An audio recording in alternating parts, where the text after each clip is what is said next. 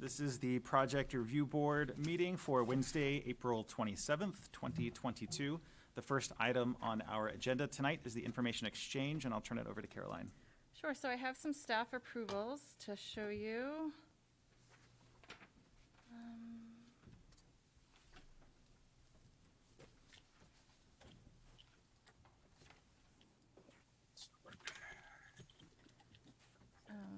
So I put these in the digital folder, so you might have looked at them, but just in case, I'll show them to you here. Mafka is in the old Bartel Library, and that had an approved landscaping plan that had some trees out front, but it had a lot of grass, and so they wanted to site modify the landscaping to put some plantings in along the building. So they're just putting a garden in on either side of the stairs where it had been grass before. Since it was previously approved landscaping of grass, I felt it was a modification under staff approval for design review and site plan. Okay, Carolyn, try it now. The next staff approval was replacement signs for Freeport Oyster Bar. They're going into the Freeport Historical Society property. Carolyn, try talking to them now. Most recently known as Frosties. And which the sign, this scales off, but they're matching the dimensions of the previously approved sign. So that's going to be on the Main Street side. They have a replacement ground blade sign, and then they have one. The shape's a little different, but the size is still the same. Freeport Oyster Bar in the back. Is he able to hear you now? I think he gave up and is driving up. He's coming in. Okay, I hear you on Zoom. I'm on Zoom. I hear you. Okay, thank Yep. you. And then the third one wasn't really staff approval, but I had Freeport Crossing, which is the Shaw's Plaza, came in, and they've done this in some other buildings. They have that glass aluminum storefront in all the buildings, and they've had some flip-flop with doors, and then it was windows, and then it was doors, and so this tenant wants to do the same thing. There's a new emergency vat going in there, and so it's set back from the road. It's sheltered somewhat by trees and cars, and you can't really see it. So they are, sorry, let me pull it up here. Oh, sorry, I don't have the right drawing in here, but they're right where my cursor is. They're putting the door here, and they're going to one door here, and there's actually a double door over here that's coming out. So they're just flipping. Again, you won't see it. They do have to do a little concrete expansion right in there just to fill that in for a walkway. They're going to have some operating rooms on the front, which is why they had to alter the entrances. And then over in here, they'll have one in, one out. Kind of. So that's what we had for like staff approvals. Like I said, that one was far enough back, but I at least wanted to show you that they reached out and the determination was made. You will see an application for some other changes on that property for a different tenant at your next meeting. And that's what we have for staff approvals. Number two, do you want me to keep moving on? Go through the list? Keep going. Yep. Number two is topics reviewed by the planning board. So last month they had a public hearing on shoreland zoning again. Third time's a charm. They looked at a new standalone shoreland zoning ordinance. They looked at all the cleanup that needs to be done to the existing ordinance once we pull the shoreland zoning regulations out. They looked at a new zoning map, and they also had a public hearing on some changes to coastal waters. Coastal Waters does the permitting for piers, docks, and wharfs, and they wanted to add a restriction regarding the length of docks, and that if it was kind of in an enclosed bay area, that there should be a limit that it can only take up so much of the water body there. And so while they were doing that, they also needed to clean up the coastal waters ordinance to make that compliant with shoreline zoning, since piers, docks, and wharfs are regulated under shoreline zoning. So the planning board had a hearing on that. They made a recommendation to the council, and the council will be having a public hearing on those documents next week. And if all that gets recommended, it will then go to DEP. DEP has 45 days to review, but essentially anything that comes in will be reviewed under the new ordinance. You will all get new ordinances again. It did impact section 602, the environmental considerations, those like 8 or 10 standards, the bullets there. They're actually out of shoreline zoning, and they weren't current, so those had to be updated. So that's what the planning board's been up to. Now that we have new board members on board, I'd like to welcome James. He's our newest member, or Jim. Caroline, I'm sorry, just going back. Sure. On the shoreline zoning, I'm also on the other committee too, on coastal waters. If there are ordinances or zoning changes, things like that, that affect other committees, I'd ask that those be brought to those other committees prior to formally brought to, and I don't know where that was with coastal waters, but I just hope in the future there's a little bit more coordination and discussion on that. Yeah, we can work on the coordination there. The amendments were actually brought forward to the council by Coastal Waters, and the understanding was that the dock links went through the committee, No. and some of the amendments it's- were it's- previously discussed. Yeah, there was, it's not clear as it perhaps should be, so. Okay, I'll be Over communication would be good. I'll be happy to over-communicate that with you, and I'd be happy to touch base with you after the meeting on that. Okay. Let me go back. Okay, thank you. And then, so now that we have the new board member, James is our newest. Lynn was a couple months before you. We thought it would be good to have an annual workshop with the town attorney. So the town attorney has offered to come in next month. We have a couple options. We could have her come at 6 and start regular, or if you guys want to come in a little bit early, we could, have her come at 5 and then start the meeting at 6:30 or something like that. It's really a time to have her just cover, basics, things like sidewalks, ex parte communication. I know like Todd has had some questions, or what's a reasonable condition and how can the board attach that, and any other questions you guys have. So I'd say we can look at the schedule maybe at the end. If you guys want to do that, you can put your calendars, not to bore everyone else here, but be thinking about legal questions if you have any. Update on the downtown vision. The downtown vision had an open house. Many of you were at that. The draft plan is getting formatted as we speak. That took all of the input and ideas from the community, from Design Week, the initial surveys, the open houses, and is putting into a long compiled plan with a lot of renderings like you see in the hallway out here. So that presentation to the council will be next Tuesday at the council meeting. The meeting starts at 6 o'clock, so if you'd like to attend that, you're more than welcome. You can watch it on Zoom, you can watch the recording after, but that will be the official rollout and presentation to the town council. In addition, there was some talk, I think you got emails about a possible task force working on the implementation for some of the downtown vision and prioritizing, and my understanding is that Todd will be representing the project review board. I think if you can't make it, I think Lynn was also interested, so maybe between the two of you, if one of you can always be there, and we'll have you report back every month instead of me. Also coordinate. Oh, thanks. And then the other thing you had on here tonight, temporary activities. We have these, a couple a year. If somebody applies for a temporary activity and they want to go more than 3 weeks, the ordinance says they need concurrence with the project review board in order for the code officer to issue them. So in your packet, you had a temporary activity for the pop-up skate park that popped up last year. And that was on Depot Street. They want to have that up for 6 months. They want to bring back the skate park. I think they might still have the barricades down there, and they were hoping to get that in place. So if there's no objections to that, then I'll let the code officer know. And if there are objections, I'll let him know that. Really, the board doesn't have to take formal action. They just need to know whether or not they concur, if they have any objections with the temporary skate park going back up in the Depot Street parking lot. Any questions, objections? No? Okay. No objections to the temporary activity for the skate park? Okay, and that is all I have. Great. Thank you, Caroline. The next item on our agenda is the review of the minutes from the March 16th Project Review Board meeting. And Jim, you'll just abstain from voting on those. Any questions, comments about those minutes? So moved. Is there a motion to approve the minutes? Yes. Lynn? Thank you, Lynn. Is there a second? I'll second it. Thank you, Linda. And we don't have to do a roll call vote, so all in favor? It's unanimous with one abstention. Got that, Sharon? Perfect, great, thank you. All right, the next item on our agenda are the reviews. The first is 198 Main Street Design Review Certificate, and I will turn it back over to Caroline for a summary.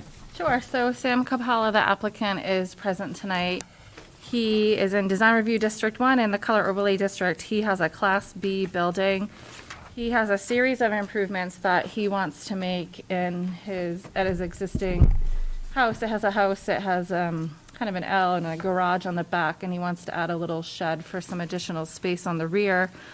I'll kind of go through the changes quickly, and then you guys can ask questions or anything. So he wants to replace the front door. They might remove the existing storm door. They want to rebuild and enlarge the front steps. There'd be a material change. We'll need to just watch the setback there. The roof of the entry will remain. He might do repair. He's going to keep all the detail, but I know the board pays careful consideration, so I thought it was worth noting. They do have a lot of window replacements. On the side, on the north side, there's kind of a square window, which is actually in the bathroom. And they want to replace that with a new construction double hung, one light, which is similar to one above on the building. Existing basement windows will be replaced. They'll do some additional double hung replacement windows on the building, keeping mullion style. They will be replacing trim. I think the biggest component of this project is the reconstruction of the barn. They're gonna take all the siding, all the windows, all the trim off. They're gonna keep the framing, they'll alter it for a new garage door, and then they'll put new siding, windows, and corner boards all on. They're also gonna add a small roof over the garage door, which was reflected in the rendering. As I said, they do want to add a shed kind of to the rear of the structure. It'd be flat roof. And they will put a deck on top. Some railing details were included in the submission. Windows will be fiberglass, SDL, and any trim will be wood. You also had the historical inventory sheet attached to the staff report to give you some additional details. And you had some hand drawings in your submission. They were hand-drawn, but they are accurate. He was skilled enough to accurately draw the window details and the door. So that's why you don't have cut sheets, because he drew what he would be using there. And the applicant's here if you guys have any questions. Okay. Thanks. Would the applicant like to add anything?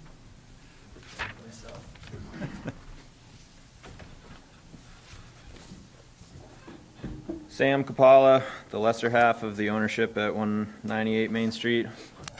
Funny to be on this side of one of these meetings, but fun. So yeah, I think Caroline summarized it pretty well. Basically, we've lived in the house long enough for me to kind of stew over all these various things that we'd like to do. I tried to encapsulate kind of the highest priority items into one application, which is why it's kind of a hodgepodge on different sides of the house. We think of the front door and the rebuilt entry steps as probably the highest priority right now. The door that's there is a really ugly flat panel, like plywood door from, I don't know, probably the 70s. So we want to replace that with something that's more historically accurate, also lets more light into the house. We've done some work to the house already, and I think everything we've done reflects our care of the house and the historical details. You know, we've restored windows rather than replacing them, and we've repainted in a similar color, and we've tried to kind of respect. It's very important to us that we respect the details of the house. It's got some cool details, and that's part of the reason we bought it, part of the reason we like it. So where we can't replace or restore windows, and we will need new windows, I plan to use Marvin Elevate, which is kind of their fiberglass line of windows. So they're not vinyl. They last longer than wood. They look great. It's an SDL window, so you can actually see that it's not, there is a grill between the glass, but that's not the only part. That's to make it look more authentic, not to substitute for the exterior muntins that you'll see. 2/2s are the style that's on the house now, so we'd stick with that. There's one, as Caroline noted, there's one spot in the bathroom. I don't know what page it is in the packet I gave you guys, but it's the rendering of the north side of the house.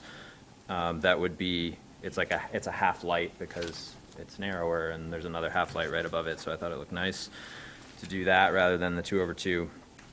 And the barn, like Caroline said, I think if I were smarter, I would tear the barn down and rebuild it, but We kind of care again about retaining the character of the house and reusing the materials where we can, so we're gonna strip it, put a foundation under it, jack it up, put a foundation under it, it's sitting on hopes and dreams right now. And as part of that process, nice garage door, more double hung windows. And then the shed on the back is kind of the only addition that's proposed. Here it shows a 3-foot bump out on the side, and you can see it in one of the renderings. I have to confess, I haven't actually overlaid it on the survey yet. It might have to be a little bit less than 3 feet, so let's say somewhere between 2 and 3 feet, depending on where the setback is, because obviously we will respect that setback. The materials there would be cedar all the way around. We'd let it weather naturally. It'd be a slightly more modern touch, but also not terribly visible from the street. So I think that kind of more or less wraps it up, but feel free to let me know if you have any questions. Thanks. Any questions or comments from the board? The deck over the shed, is that access from the second floor of the barn? It would be Second access from the second floor of the barn, yeah. Yep, it's down the road a little bit, it's gonna take me a little while to get there, but we will be, yeah, planning for that. My only other comment is that I hope your door will be weather tight enough that you don't have to use a storm. Yes, that's the intent, yeah, is to get a slab and then put re-weather strip Yeah. around it. Be hard to make it worse, so. The north elevation looks wonderful. I mean, they all do, but this, as does the barn. It's going to be Yeah. nice. It'll be an improvement if we can ever get it done. Thanks. Any other questions, comments? I'm really glad you're keeping the barn. You know, your house is an example of an in-town example of a connected farm. Yeah. And we often see that these barns are getting torn down, so I'm really happy that you are keeping it. I think that's important for recognizing the time from, when this was built. But I have no other comments. Did you? Yeah. Just a general curiosity, what's a PVC historical sill? Oh, it's just it's the major PVC trim manufacturers make, it's called a historical sill profile. Like if you look in their catalogs, it says historical sill, but it's basically just made to look like a standard wood sill that you'd find on a house like this. There's nothing really that remarkable about it. It kind of has like a slope section to shed water and then like a little bevel on the front, and then it drops down. It has a little drip edge underneath. But the main thing is it's made out of PVC, and so I work in construction, and that's always been my go-to sill because they last forever. They look the same once they're painted, and everything else is wood, and then we just, you just use that piece of PVC for the bottom, and it gives you the durability and sort of a concession to durability where wood might not last as long. In the deck, the railing on the deck, what is that intended to be? I So- know it's further out, but. Yeah, so there's two parts of that. So on the north elevation, which is kind of frankly, the ugly side of the house, and also the side that's really close to our neighbors, I would bring the cladding all the way up to eye level on the back, and that would serve kind of as a privacy screen and also the railing, so you can see that on that elevation. On the south side of the house, which is our driveway side, I would use a cable rail, which is similar to the cable rail that I proposed on the front, which would be cedar posts and then a standard cable rail detail and a cedar wood cap, like a 2x4.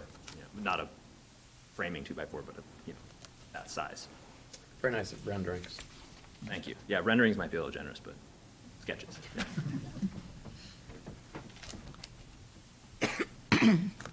Any other questions, comments?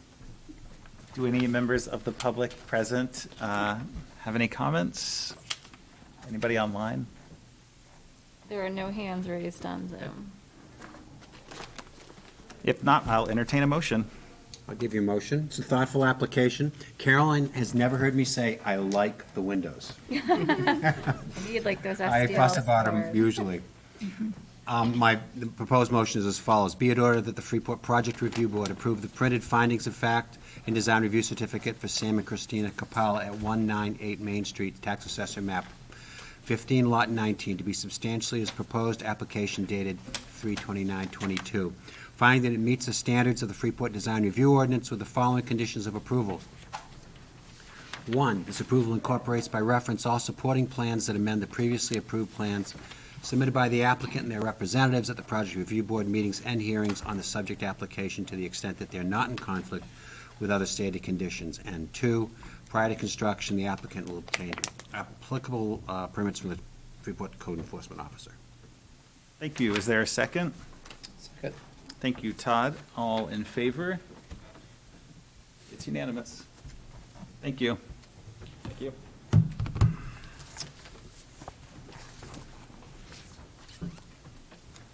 Caroline, because we are not split on Zoom, we do not have to read the motion in full. Is that Correct, correct? correct. Okay. Good. Thanks, Ford. That was great, though. The next item on our agenda tonight is 19 Maple Avenue Fence Design Review Certificate. Caroline? Sure. 19 Maple Avenue is a single-family residential property, but it's associated with the church, and the pastor lives there with his family. They want to add a fence. There's an abutter that has a similar fence, picket style, 5 feet in height. It will be clear or have a natural, clear sealant or a natural finish. There was a plot plan included in your placket by John Schwanda. It's going to be partially screened by the building and then go around on the side. It will stick out a little bit, so it will be visible from the right-of-way. I think this is something we've talked a lot about, that maybe this is something we could look at having be a prescriptive standard in the future, but it is not today. So John made application and is here before you tonight. John Schwand is here if you guys have questions. Yep. Any questions or comments from the board on this application? Okay. Unless the applicant's representative wants to add anything, are there any members of the public that wish to comment on this application? No, none online, I'm guessing. No hands I will raised. entertain a motion. So moved.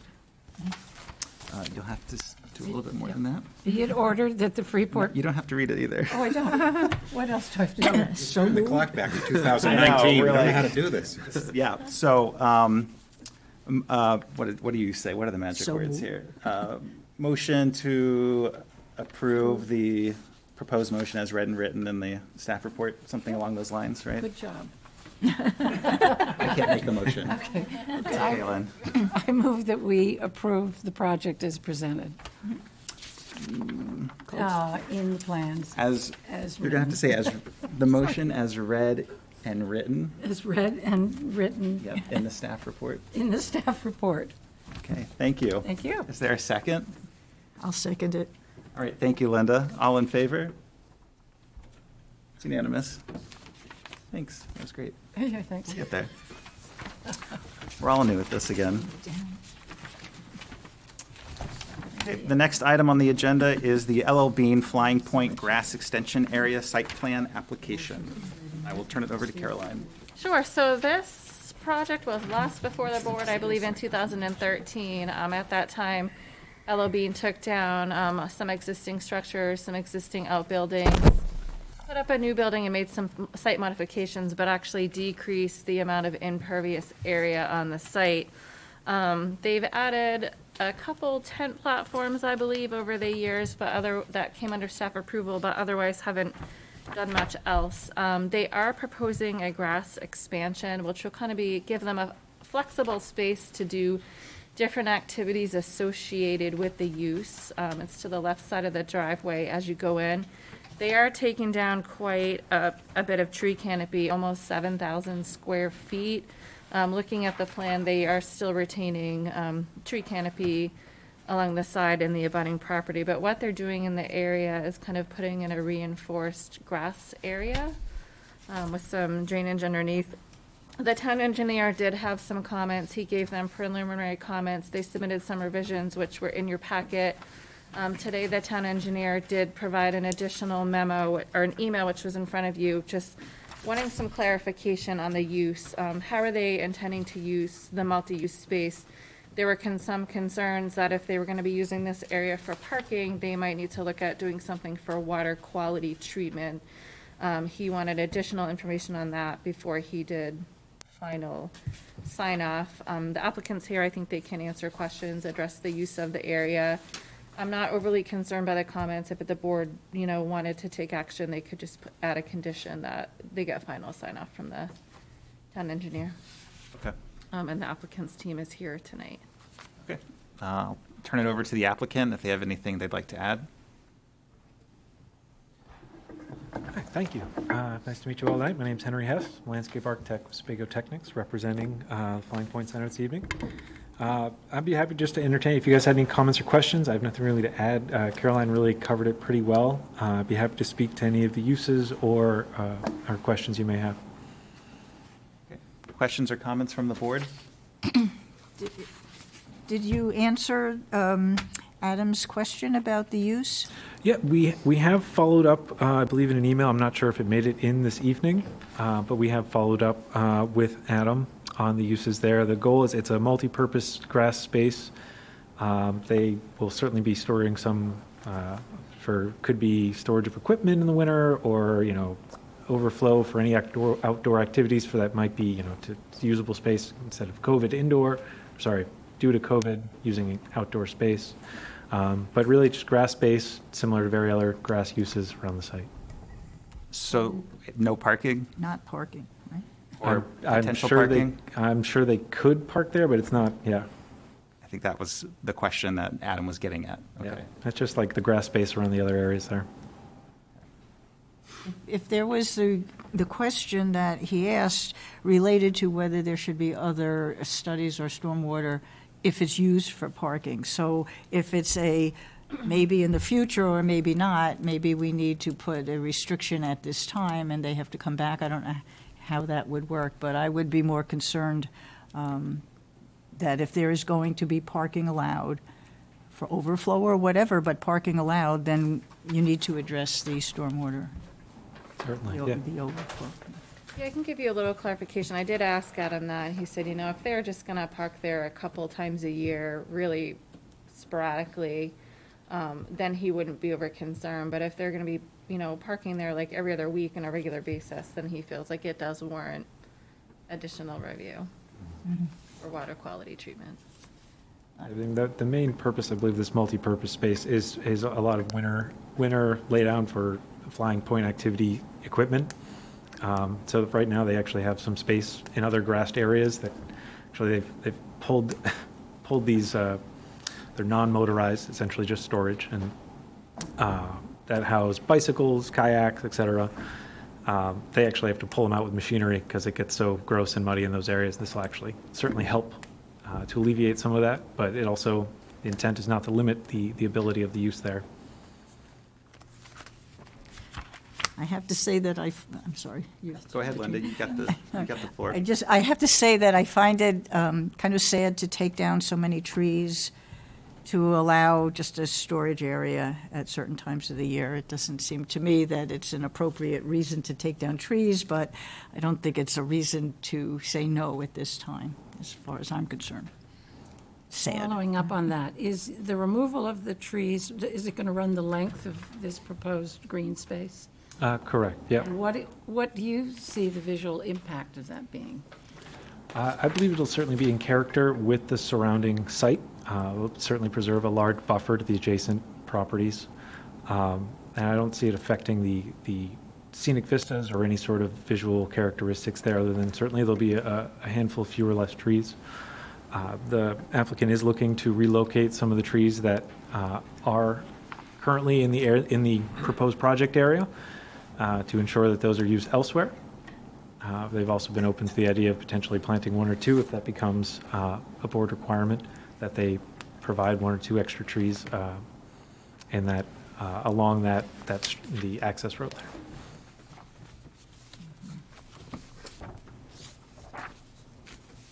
This expansion requires removal of those trees.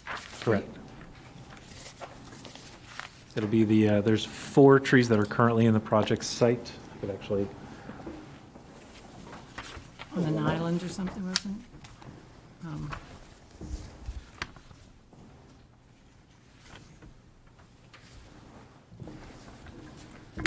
is this on? How about now, is that on? There's 4 small trees located along this area here that, due to some of the grading in the area, will be impacted, so they will be removed and relocated elsewhere on the site. There's some in through here that'll be impacted. And the area on that map that's now green towards the north is the additional area that you're talking about expanding to, right? Correct. And the trees would be removed from that line. Correct. Yeah, so currently the tree canopy, as it is, comes out to about here, and it'll be removed back to this edge. It'll still be remaining, you still have a remaining tree canopy all the way back to the property line here, and all the way back to the property line here. How far is that approximately? On the short side, up top, that's approximately 70 feet. And those are all full-grown trees. No, I don't believe all of them are full-grown trees, but there are certainly some mature trees in there. Evergreens? They're, trying to think, I would be willing to bet there's certainly some pines in there that'll be coming out, and deciduous as well, so evergreen and deciduous. The elevations over there, I forgot what I had looked at when I looked at the map. It's- Is it flat, or is it? It's fairly flat. I would say it's about a 2%, 3% grade through there. It's a fairly flat area. It's still moving kind of and sloping. I could get into it a little bit here. The high point is located right about here in the existing access road, and it slopes this way and that way, very gradually. And runoff, I shouldn't talk without asking first. You're okay. Runoff currently with all the trees is of whatever speed and velocity that it's doing naturally. Once you take all those trees out and you make it grass, I would assume that's going to increase the velocity of runoff. Is that taken into account, and where this is going into the stream areas that you mentioned? That's a great question. We haven't dived too deep into the stormwater, as we're not providing any stormwater treatment, but I can tell you we're not increasing the runoff rates. There's also, in the plans there, a provision for some under drains to help water not necessarily run off, but help percolate, down through the grass to improve the drainage.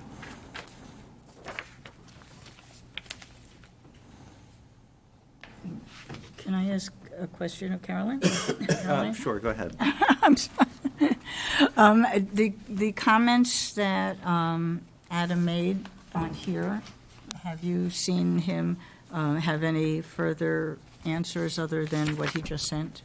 No, he looked over the revisions. I asked him for his final comments, and that was the memo you got today. The outstanding thing was really just clarifying the use of that space. I was under the impression that if it's not going to be used for parking, then he wouldn't have any issues, but he would need to do a final review and sign off. They are, in 2013, the site, although the impervious area was approved, the improvements like around the building, they took a low impact, development approach to treating drip edge. They had some drainage, and any water from this will tie into the grades for that existing system and go into the existing structures they have on the site. Any questions or comments from the right side? My right? We're getting Sorry.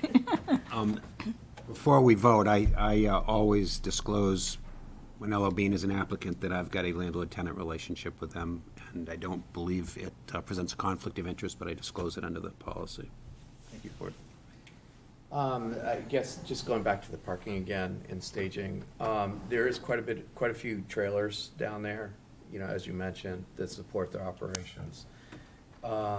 And those probably aren't placed in the best places right now. They're on wet grass areas. It would seem logical that those probably would be relocated to this drier area here at some point. It seemed logical. Is that kind of the part of the plan? And then also, in terms of parking, there are some vans down there that hang out over the winter, and is that, as the those programs, the outdoor programs continue to grow, is it likely that the vans are going to increase in number down there, either over winter or over weekends, or Yeah, and staging area? Operationally, I can't speak too much to the operational expansions there. I don't think the anticipation is that there's large expansions or of use per se in terms of that. I'm sure there'll be some over time in general. And yeah, it does make sense that some of those areas that are very wet and are currently using for some storage throughout the winter, that some of that gets placed in these locations.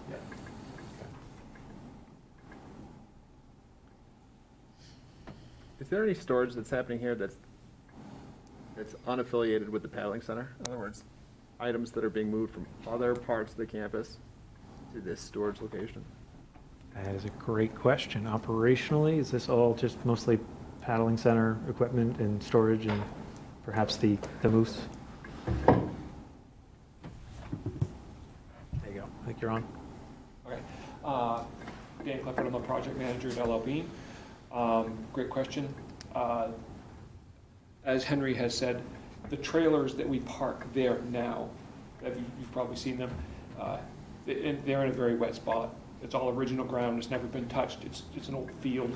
We mow it in the summertime, and then we park the equipment trailers for like bikes and kayaks. These are the trailers that go around the country to run different retail stores. They come back here throughout the winter, and we have had to have wreckers pull them out in the spring and just sink in the mud as soon as the frost drops. So we would be looking to place these 24-foot enclosed trailers in that spot for the winter months. The parking of vans that are there in the winter would stay in this area here where they currently park if they're there for the winter. But the 24-foot trailer, we can line them up here. And they would take up maybe a third of the space. There's also an enclosed, very large trailer that was built specifically for the display. Okay, thanks. This trailer that was built for the display of the locked moose that are at our retail store.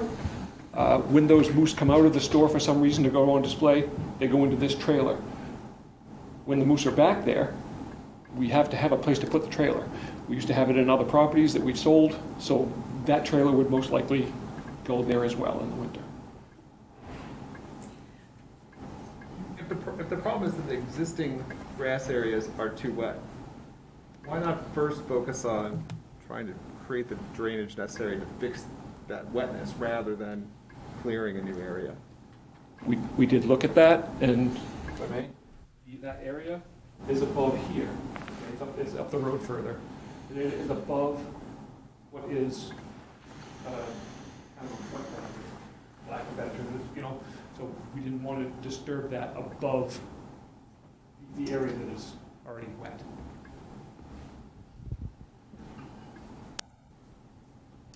Nice job. Down below. Any other questions, comments?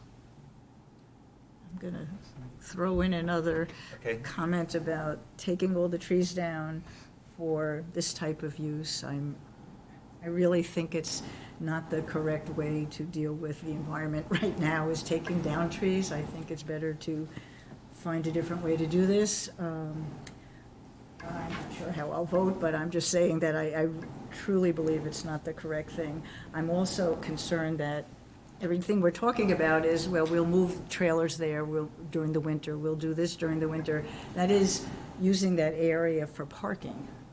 Whatever you consider parking, it's still putting, equipment that's going to possibly have oil and gas leaks and things like that. I think we need to put a little bit of restriction on what the use is. And as I said, I don't know if we're allowed to do that under what we can do and what we shouldn't be doing, but I would like to have something there and then that might kill your whole idea of why you want to do it. So I don't know how to go forward with that, but I'm still concerned about doing it. Can I ask for clarification? Did you say the parking is going to be for non-motorized vehicles? The trailers themselves that might go there or would go there are non-motorized, correct?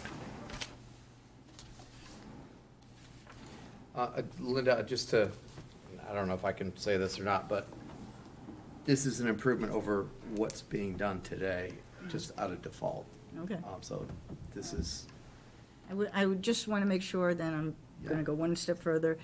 In the summer season, I know my granddaughter went to one of their summer camps, and when all of the parents and grandparents would bring our grandchildren and children there, there was cars parked everywhere. And obviously where we're talking was treed, but the area that is currently what I see on there for parking was so overflow with cars that I would think there'll be cars looking to move into whatever grassy areas. So then maybe you should consider putting some signage, not for car parking or something to keep that area free from cars. Thank you for that feedback. I appreciate it. Okay. That's thoughtful.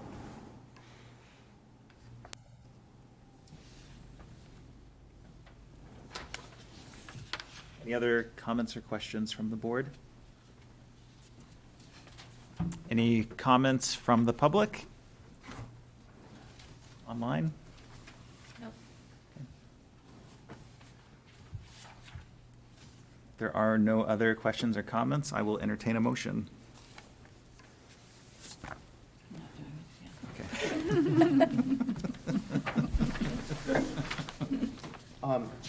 Ford and Caroline and Guy, as the experienced ones, how do we put a condition on the parking? Just that they need, if they're gonna use it for vehicle parking, that they need to come back, or they need to get stormwater. So I think whatever they need to get. there's two things you can consider, I think.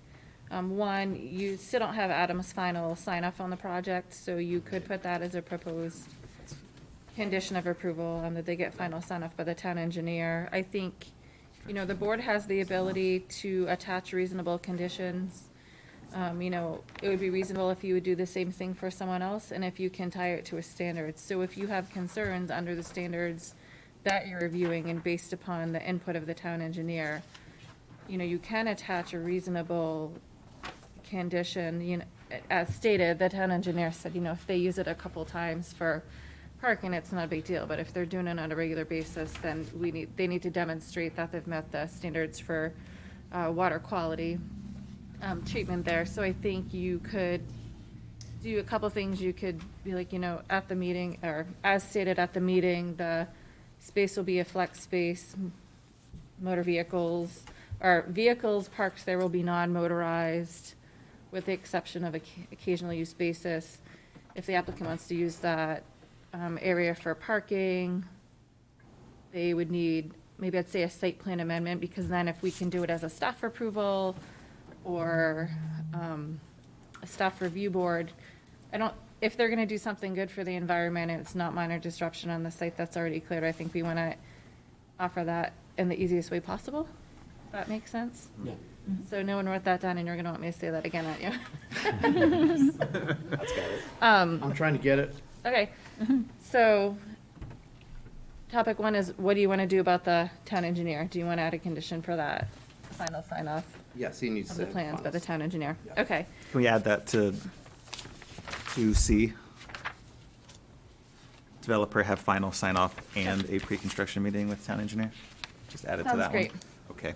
Okay. yeah, and then I think, so you could add a 3, as presented at the meeting, the new, what are you calling it, a grass area will be used for non-motorized vehicles, except for on an occasional basis. If the applicant wants to use this area for parking, they will need to demonstrate they can meet the standards of the ordinance for water quality treatment in return for site plan amendment as required by the ordinance. Can we say so moved? I've got one thing to add. You'll need to go up to the microphone. Okay. You want to comment on this application? Sure.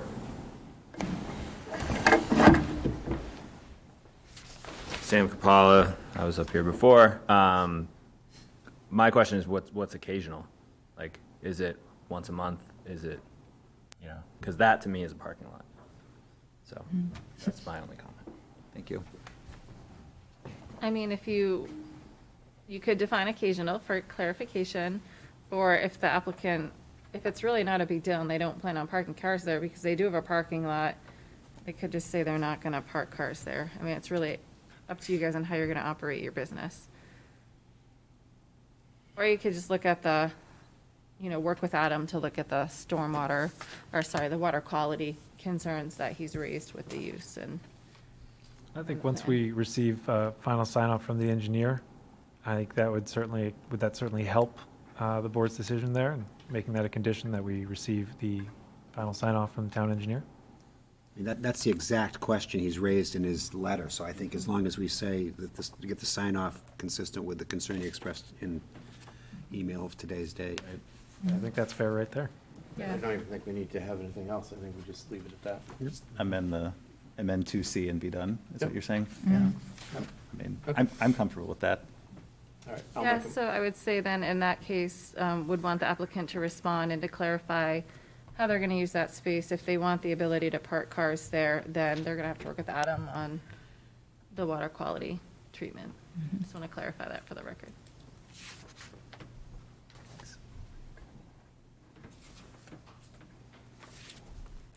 Okay. Okay. Is there a motion? I'll make a motion. Okay, thanks, Todd. I make a motion that we approve the statement of facts and findings as submitted by staff.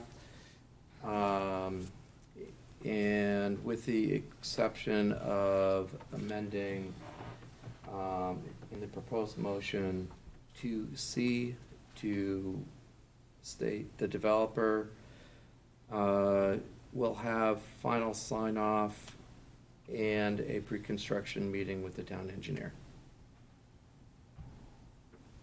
Okay, thank you. Is there a second? Second? Thanks, Lynn. Sure. We'll get to Lynn. Yeah, oh, Caroline? Can you read that again? I think you said the developer will have final Well, sign-off? that's what it says here. The developer will have a pre-construction meeting. The Oh, town okay. engineer The will have applicant. final sign, the I'll town say- engineer will have final sign-off. That's correct, yes. Sorry. The applicant will have final sign-off by the town engineer, and the developer will have their pre-construction meeting with the town engineer. Perfect. Okay.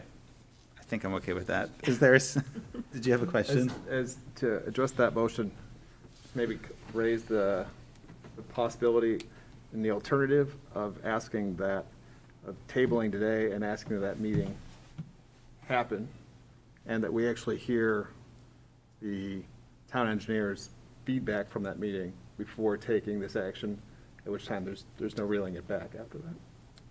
I mean, if they don't receive final sign-off from Adam, then would it come back before us potentially? Yeah, they can't get the way it's written, prior to any site work associated and prior to the issuance of any permits, they have to do the following. So if Adam doesn't sign off, they can't get any permits to do anything. Right, they would have to amend their application. They don't have approval from us. Right. Okay, Yeah. that's okay with me. Good? All right, are we okay with the motion? Sharon, did you get the motion? Okay. Is there a second? Lynn? Sure. Lynn made a second. Okay. All in favor? It's unanimous. Thank you. Thank you very much for your time.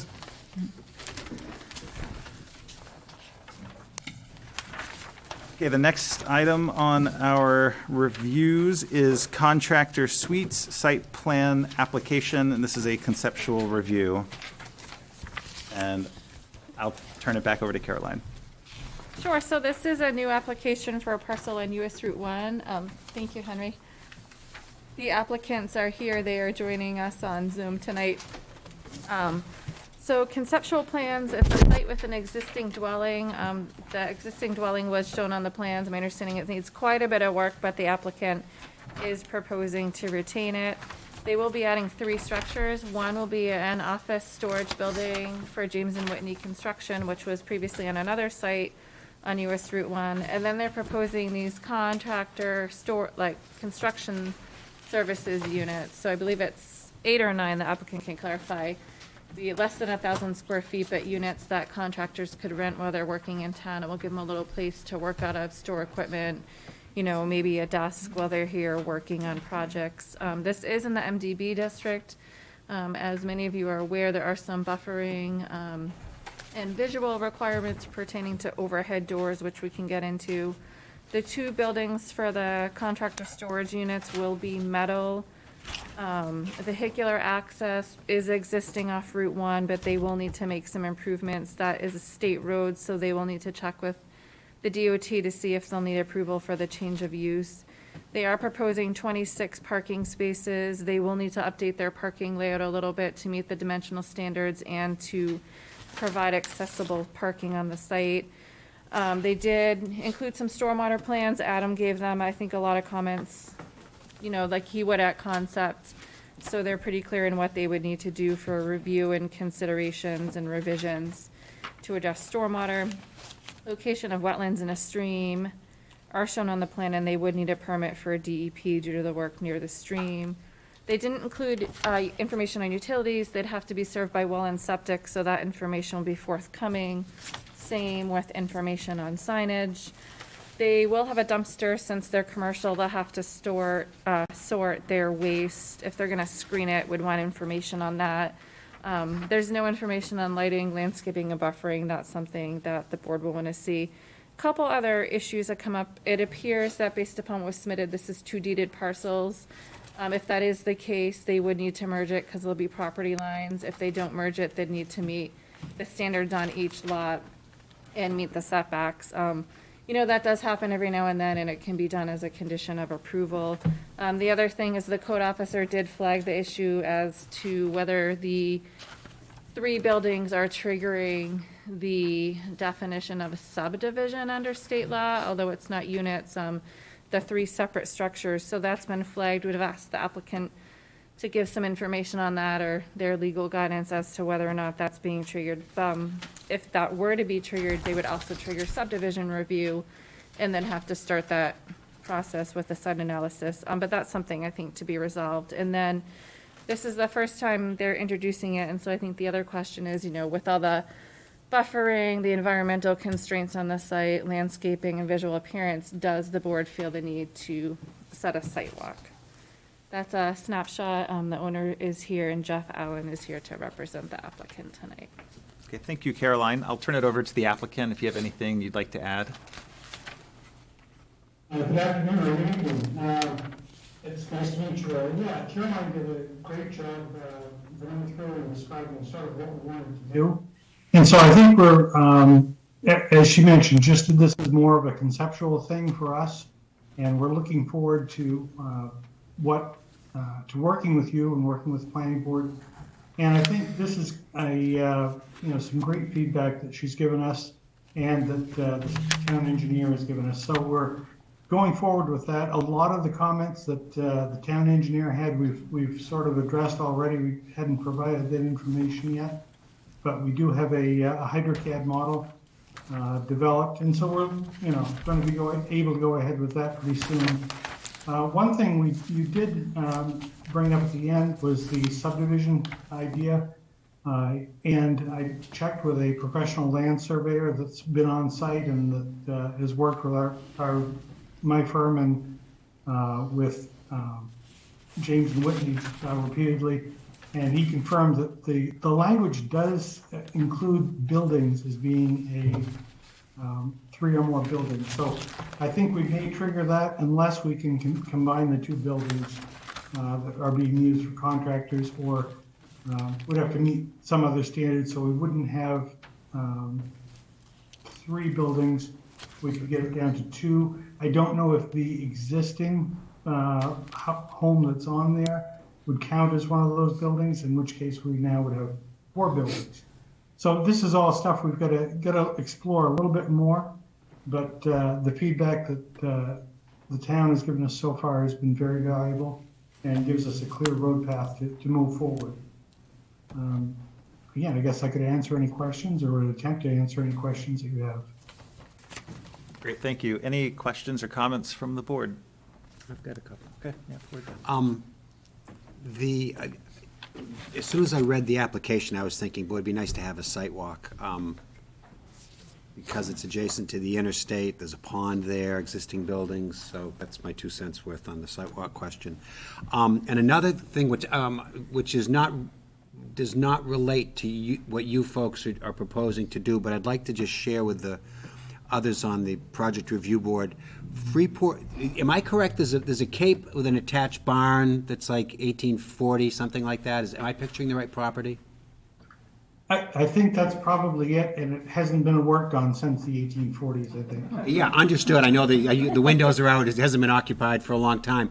But some towns have an ordinance that that requires an applicant to come to the town, even if they're just getting a building permit. If they're going to raise an historic building, they need to give the town 30 days' notice and let the Historical Society or others go in and measure it, photograph it, just for the sake of posterity before it gets torn down. I love that ordinance, and I wish we had it.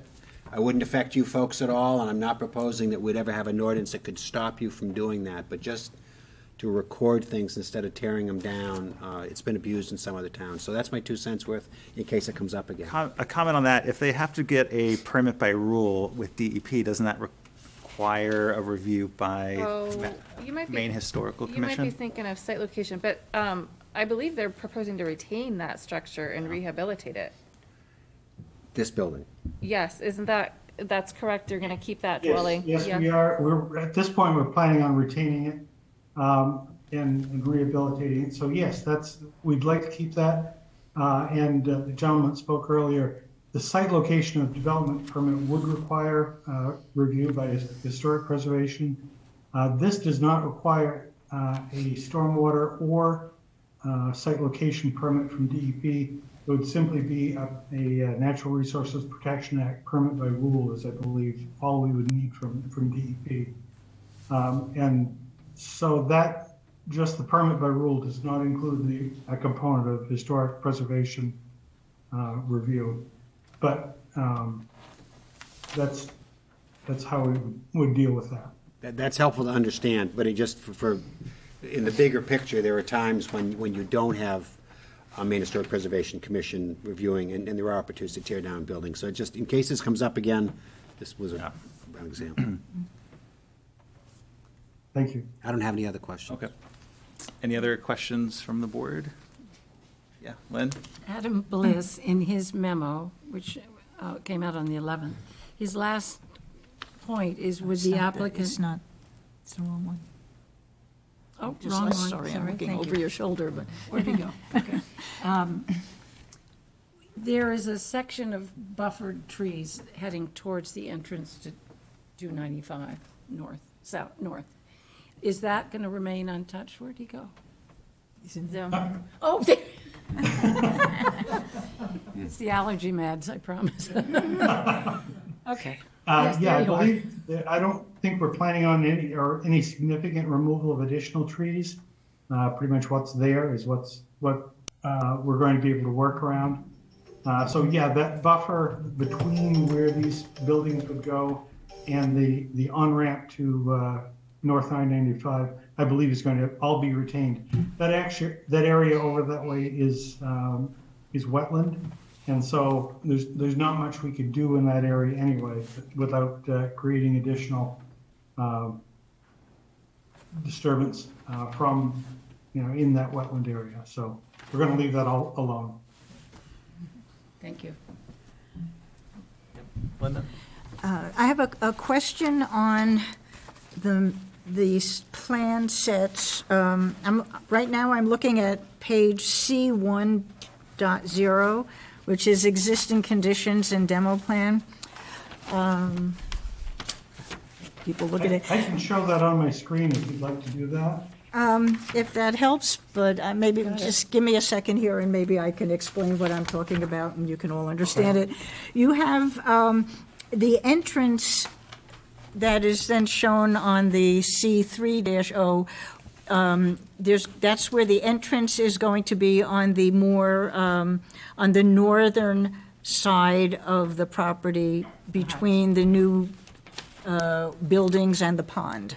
So there's a picture on C1.0 that has an an existing road that's going to be deconstructed or become gravel or whatever, I guess, is going to eventually become the entrance roadway. Does everyone follow where I'm looking? Okay. No, so, yeah, so there's an entrance onto one on the northern side of the Above the property. house. Right, above the house. Below the house, and there's other areas that it says there's gravel drives that are going to be removed and replanted with seed. But just south of that house, there is also a gravel drive that is not being shown to be removed. And I'm wondering if this now is going to show two entrances on US 1, and is that going to require any other types of permits? If that southern drive into the property is remaining, does that mean you then have two entrances from US 1? And based on a prior application we had, there was some question that if you might need something from DEP, not DEP, from the DOT, I guess, about two entrances. Yeah, they need to check with the state. I don't know what the state requirements are, like we would require, the municipality requires a change of use permit. I don't know if the state does, but that's something they would have to look into as part of their due diligence. Okay, and I didn't understand why that was being not removed, that gravel drive wasn't being removed, but if there's a reason, maybe you wanted to keep access to the house or something, I don't know. That's exactly it, ma'am, is we would use that entrance primarily for the house that's out front. If at some point the house were to go away, that driveway may go away. The existing entrance to the property that we're showing as being north of the house there, Right. that's almost an existing road. I looked at an aerial photo, and it looks like at one time before the interstate existed, Pratt Road went right straight through there, and it connected on to another town road that's on the other side of the interstate. So I think what we're using as our driveway was at one time a town road back in pre-interstate times. So that driveway around the other side of the house, I guess, has been there for forever. Or as long as the house has been there. I don't know if it's dates all the way back to the 1840s, but it's an ancient road. So that may be removed if the building is taken down later. But right now, again, where we want to retain the potential use for that property, that would be a good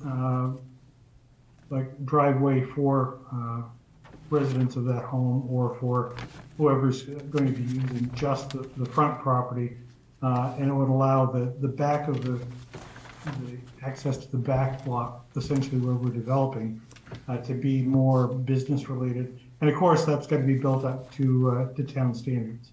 And again, we will need a DOT permit. Okay, thank you.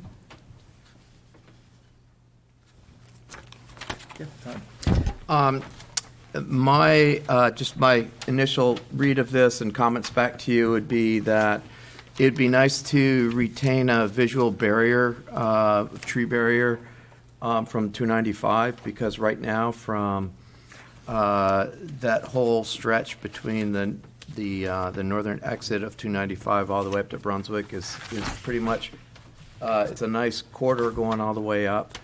And I would hope that we'd be able to maintain that going forward so that from 295, we wouldn't be seeing some of the back of our back of the house work going on. So if we could maintain a visual barrier, and then also that would also help with keeping the noise down from 295. It would also provide a noise barrier somewhat. So if there's a way to maintain trees between your lot and 295, a meaningful barrier, that'd be great. I'm not sure how we may be able to do that. I think there is a 50-foot building setback that we would have to address there on the back of our building. But I think we're going to use that as a stormwater detention area. So we may be able to plant some vegetation on the far side of the pond, but we want to be able to have stormwater runoff from the parking lot, just kind of sheet flow into this we're actually proposing an under-drain storm filter, which is similar to the bioretention cell that Adam talked about, but we have an under-drain on it. Again, we may revise that based on soil condition after we do some soil testing in that area. I saw that, and I'm hoping you might find another location for that, because I think it would be a shame if driving from 295 now, we're going to start seeing the back of operations. Whereas right now, it's just it's a kind of a nice drive all the way up there. It's all trees all the way up there. We'll do as much as we can. Thank you. The other areas that we had thought about putting that pond to the kind of southeast corner, but that's the area where I think where our septic system is going to go. So we can't put a stormwater pond right next to the septic system. Our biggest problem, this is a very tight site due to the setbacks. We want to obviously not disturb any wetlands, but also we're trying to maintain at least a 25-foot buffer from the wetlands so that that's easier for the permit by rule designation. And so, trying to maintain all of those setbacks from drainage ways through there and wetlands, it's left us very little area that we can develop, or we're trying to maximize what we can. Certainly, sir, we could take a look at that and maybe make the pond, instead of being a little wider, make it into a fat ditch and have an area that we could retain trees or maybe plant some additional trees along the back of the building. Also, we could plant on the back of the building, not necessarily in the pond. The pond we can't, but there's some opportunities to plant back there, I think, that we could work with. Yeah, there's just a very big difference between 295 south of the village and 295 north of the village. And it'd be nice if we can maintain what we have going north. Good. Thank I'll you. do what I can. Awesome. That's all I can promise. Yep. I may have missed it, but are we able to see an elevation of the storage units and the buildings you're building? I saw a description of metal and things, but it would be nice to. No, we haven't submitted that yet. Okay, so that's We're coming. still conceptual at this point, and we're working with an architect or in to develop a building elevation, but we're still too preliminary to have something to you. But again, that'll be certainly part of the package that we submit later. Any other questions or comments? Should we discuss a site walk? How does the board feel about a site walk? I think it'd be appropriate. Okay. It'd be nice to have the elevations or Yeah. when we have the site walk. Yeah, I agree. I think it'd be good because the way the parcel is sort of funky right there against the interstate, I think it creates some challenges for the applicant.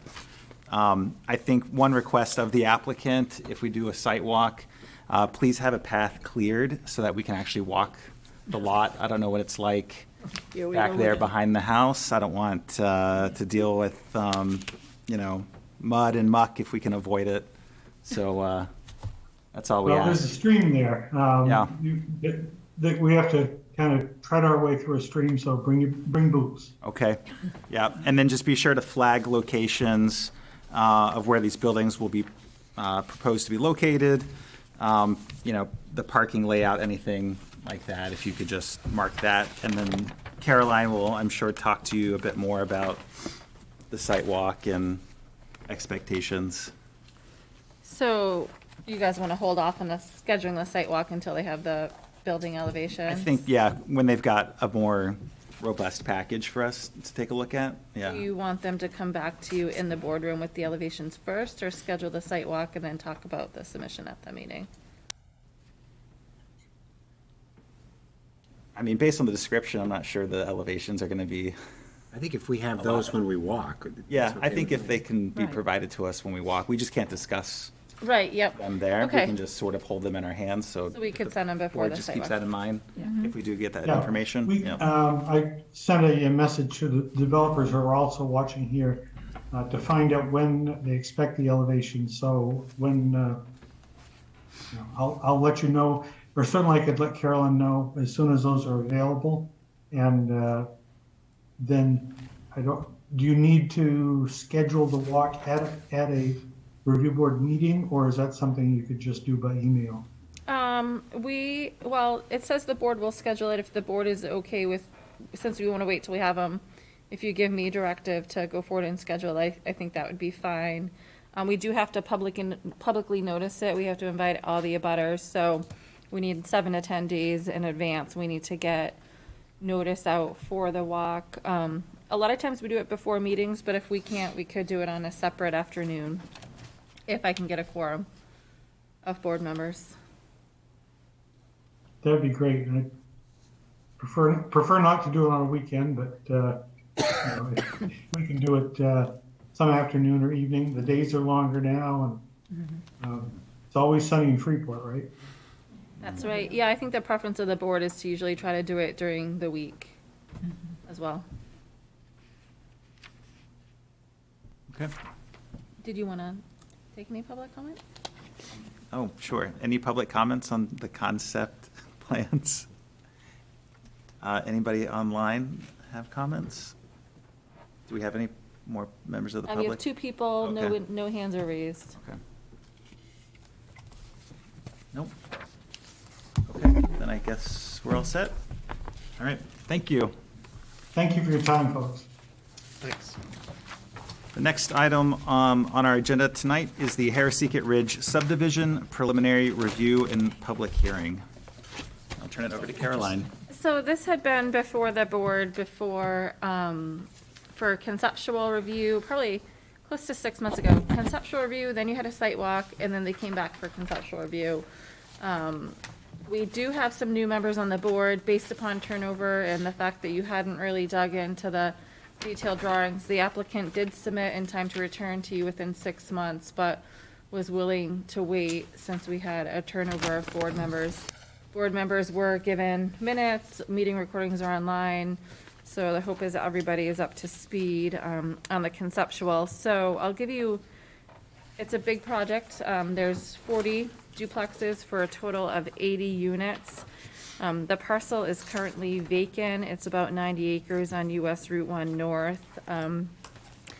Again, they're proposing duplexes, about 2,800 square feet. They were previously saying that they would be kind of like a middle income style units. They did the net residential acreage calculation, which allows 80 units. Seemed to be a little discrepancy in the open space calculation, but I don't think it's anything they can't just a tweak. It was pretty minor decimals. They do need site location of development permit from the main DEP. They are in that process. That has not been issued yet. This is a major subdivision, so just to review the process, there's a conceptual phase, which they've already done. The board had a site walk. This is preliminary. This is typically when you have the advertised public hearing and take public comment. This was advertised as a public hearing. You can take action on the plan tonight if you feel ready, or you can table it until you get the information that you need. You'll know if you take action on the plan tonight, it does not mean you're gonna approve the final plan. They still need to demonstrate that they meet all the standards of the subdivision ordinance to comply with dead-end road standards and the number of units. They still have 2 access points off US Route 1. We previously talked about how that's a state road. Entrance permits would have to come through the state. They still need to meet the site distance standards of the subdivision ordinance, but the municipality does not issue the entrance permits. They also did include a traffic memo in their submission. It was reviewed by the town engineer. They state that they will not trigger an MDOT traffic movement permit, and there's no high crash locations within a mile of the project. Public safety will need to do a final sign-off on the plan. They usually want to see that the fire truck radiuses can fit, on the final layout, that they're gonna have their sprinkler systems and all that. I think the biggest challenge, one of the biggest challenges with this site is that there's no public utilities, so they have to all have wells and septics up there. The code enforcement officer today, upon reviewing it, flagged the issue. He's not sure whether or not they meet the state required minimum lot sizes for the number of units on one lot and the type of units. He did reach out to the state, and the applicant did provide some information, but I think there's a little bit of clarification and additional due diligence needed there between State of Maine Department of Health and Human Services, who kind of oversees wastewater and drinking water programs, the applicant's team, and the code officer, just to make sure that everything's going to work. They did give limited test pit information, so that's something in preliminary. We usually see all of the test pit information. There's only a handful. They need to make sure they have the passing test pits with the soil profile, which is deeper. It's important to make sure they do the due diligence for the septics, because subdivisions don't allow any first-time system variances, so they need to meet the standards. There was some well and wastewater information contained in the site location of development permit, which was included in the digital permit for the board to review. They did have a hydrogeologic study, but the board typically sees a nitrate plume plan. That was not included. That is something that's highly encouraged by the code officer, town engineer, and I believe after initial talk with DHHS, that's also something that we'll want to see for review. Stormwater, again, they're getting site location. They had gotten some preliminary comments from Adam. They have about 44 acres of open space. There wasn't any information I saw in the submission about how they're gonna retain that or do the ownership. And they are gonna phase it, but there's not a detailed phasing plan. There was a line, so that's something else that's outstanding. But again, this is an advertised public hearing. The applicant and their team are here tonight to answer any questions that the board might have. Thank you. Would the applicant like to speak?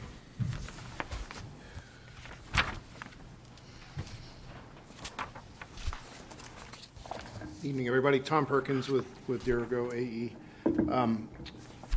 Since it's been a while since we've been here and some new members, I do have a couple of quick slides, maybe as a quick orientation to the project, if you guys would be okay with that? Sure. Okay.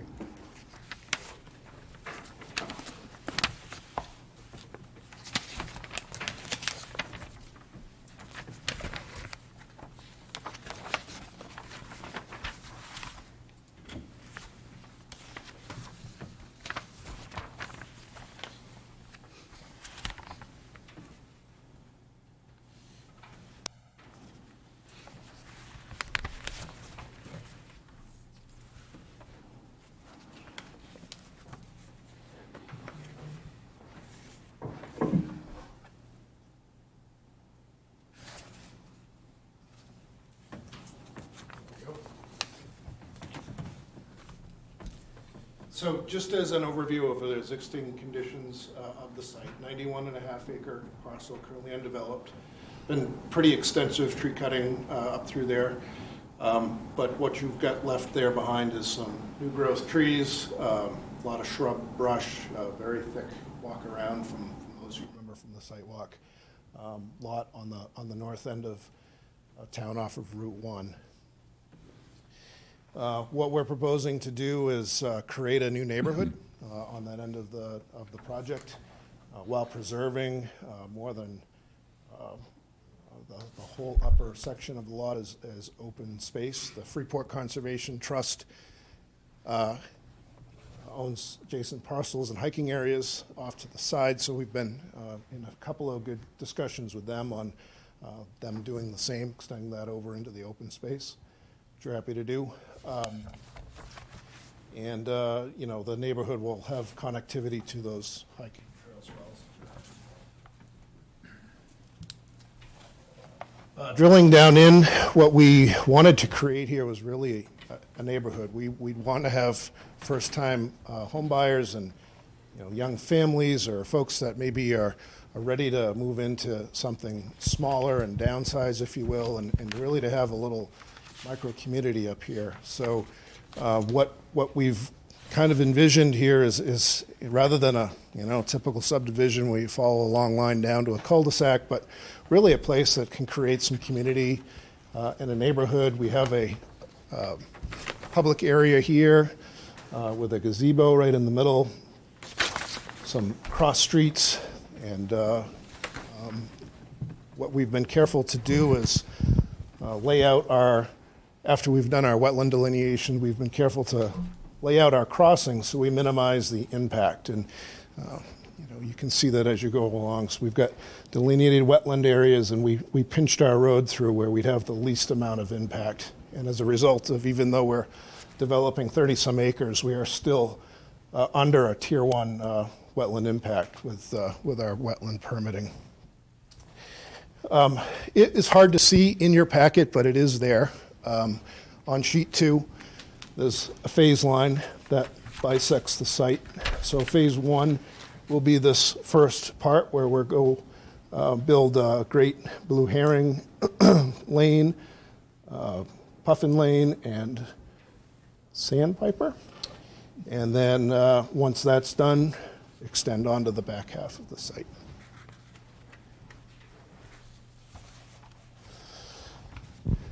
So that's, actually, I'll put that back up in case there's questions. Kind of just a brief overview of what we've envisioned here, and would welcome to answer any questions. Okay, thank you. Any questions or comments from the board? I can start with Linda. When I was reviewing the plans, which I guess we'll get into the specifics, but I happened to be looking at one of your front pages with the color of where the layout is, and then I was trying to look at some other things through the pages and your plan set. What I noticed, and maybe you did this on purpose, but you just haven't told us yet, the layout of some of these is not the same as the conceptual plan. So I was just wondering if there was a reason why the layout of the house sites is different now than it was before. And I went back and I happen to have kept your original plans for the site plan. So there is differences in the southernmost of the entrance where the two drives go in.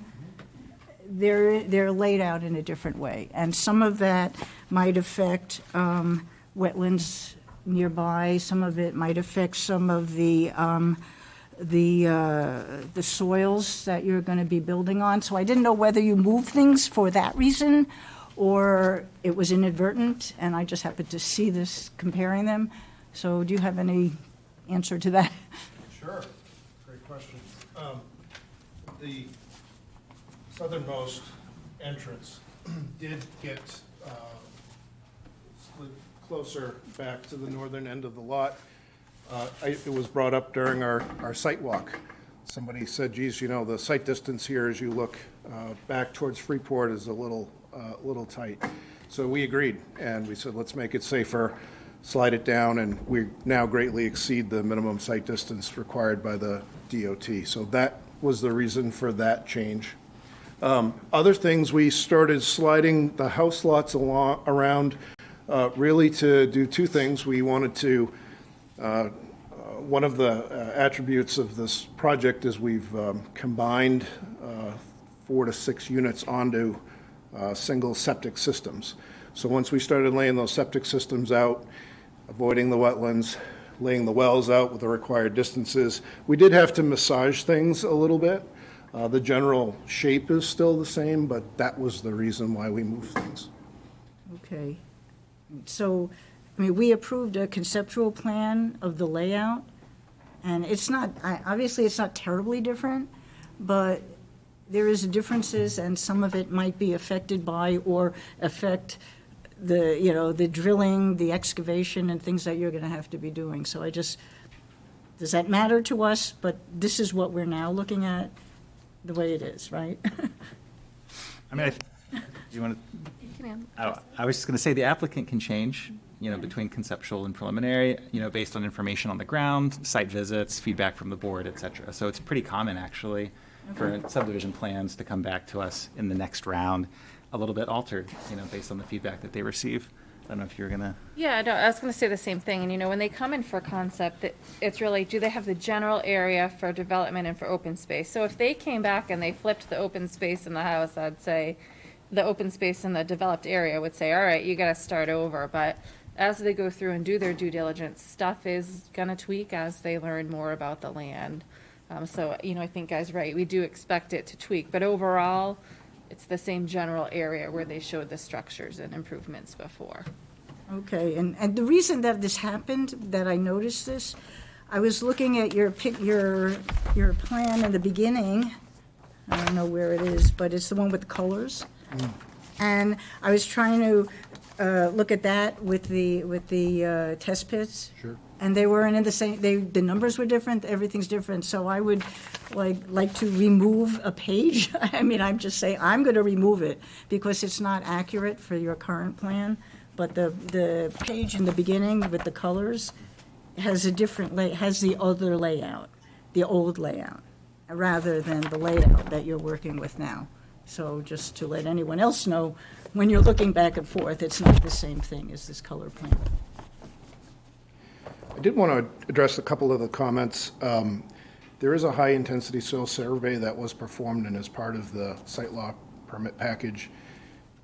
So I need to make sure that that gets to the right person. And then with that, plume calculations were also provided. So similarly, we need to make sure that information is getting in front of the right people. But that isn't work to be done. It has been done. We just need to make sure that you guys have it. Is that different than the soil surveys and the plan that says medium-high density? Much more detailed. It's now a high density? Okay. Yeah, those were things raised by Adam, so they do submit to DEP, and then they submit a packet to you, and they aren't identical. In this case, you know, you did get the digital version of the site location, but if they have that information, I think they can provide it. Adam did request the high-intensity soil survey, so they can provide that. And then Adam also asked about hydrogeologic assessment. He actually flagged it as to whether or not the board would want a peer review, but I think you probably want to see what they have before you go asking for a peer review of anything. Okay, sure. I'm, in looking at the layout where the various units are, 3132 and 2930 are the two units that abut neighboring properties, and I assume their names here. I don't know if their houses there or not. But what kind, you've observed the setback, but what kind of a buffer are you affording these people who front Allen Ridge Drive? We wouldn't disturb any of the existing tree line that's already there, that indigenous growth that's been going on there since they last cut it 20 or 30 years ago. So I think there's a natural buffer that exists even when, So those units that are going in there specifically, that's it, yeah? You're not taking down trees to put them there, or you are? we are, but we'd be leaving the trees that grow here inside the buffer. A question? Yep. You look like you're afraid. Were you done? I have a second one, Bishop. Oh, go ahead. No. Oh, I just, thank you for sending the minutes from the last time they were here. That was helpful for, as a new member. But I noted that Mrs. Campanelli, who's no longer on the board, had requested a detailed open space plan for the remaining acreage. Is that forthcoming? Yeah, so the Freeport Conservation Trust is kind of wrapping their heads around what they would like to do back here for our trail system. They've got some avid hikers and they kind of want to plot it out with a GPS and then kind of figure that out. So we'd have no planned development up here. In fact, there's a big vernal pool up on that end, which is one of the reasons why we wanted to stay right away from that and keep it in preservation. So it would be limited to natural trails with wood chips or something? Exactly. So I don't mean to jump ahead. I'm done. You're in active ongoing discussions with the Freeport Conservation Trust? We are, yep. Okay. And they definitely want the land. I think it's just finalizing what that transaction looks like. May I have a couple other questions? I don't know, Linda, did you want to? Go ahead. Okay. Where are you with DEP at this point in their review? We submitted early February. They've accepted the application. They've come back to us with a couple of comments, but it's in review. So it could go in another 6 months or so? I hope not. Or could be, right?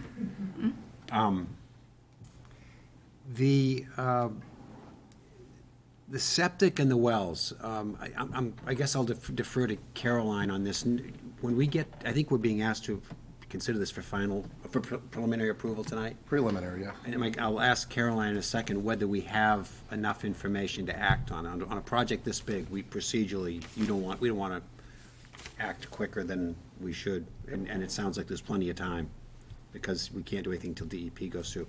But I think we're going to want to, it's really important that we see that you've got test pits for everything as soon as possible. And then, we also have to have a finding that there's potable water for 80 residences and for fire protection. Have you done anything on water quantity yet?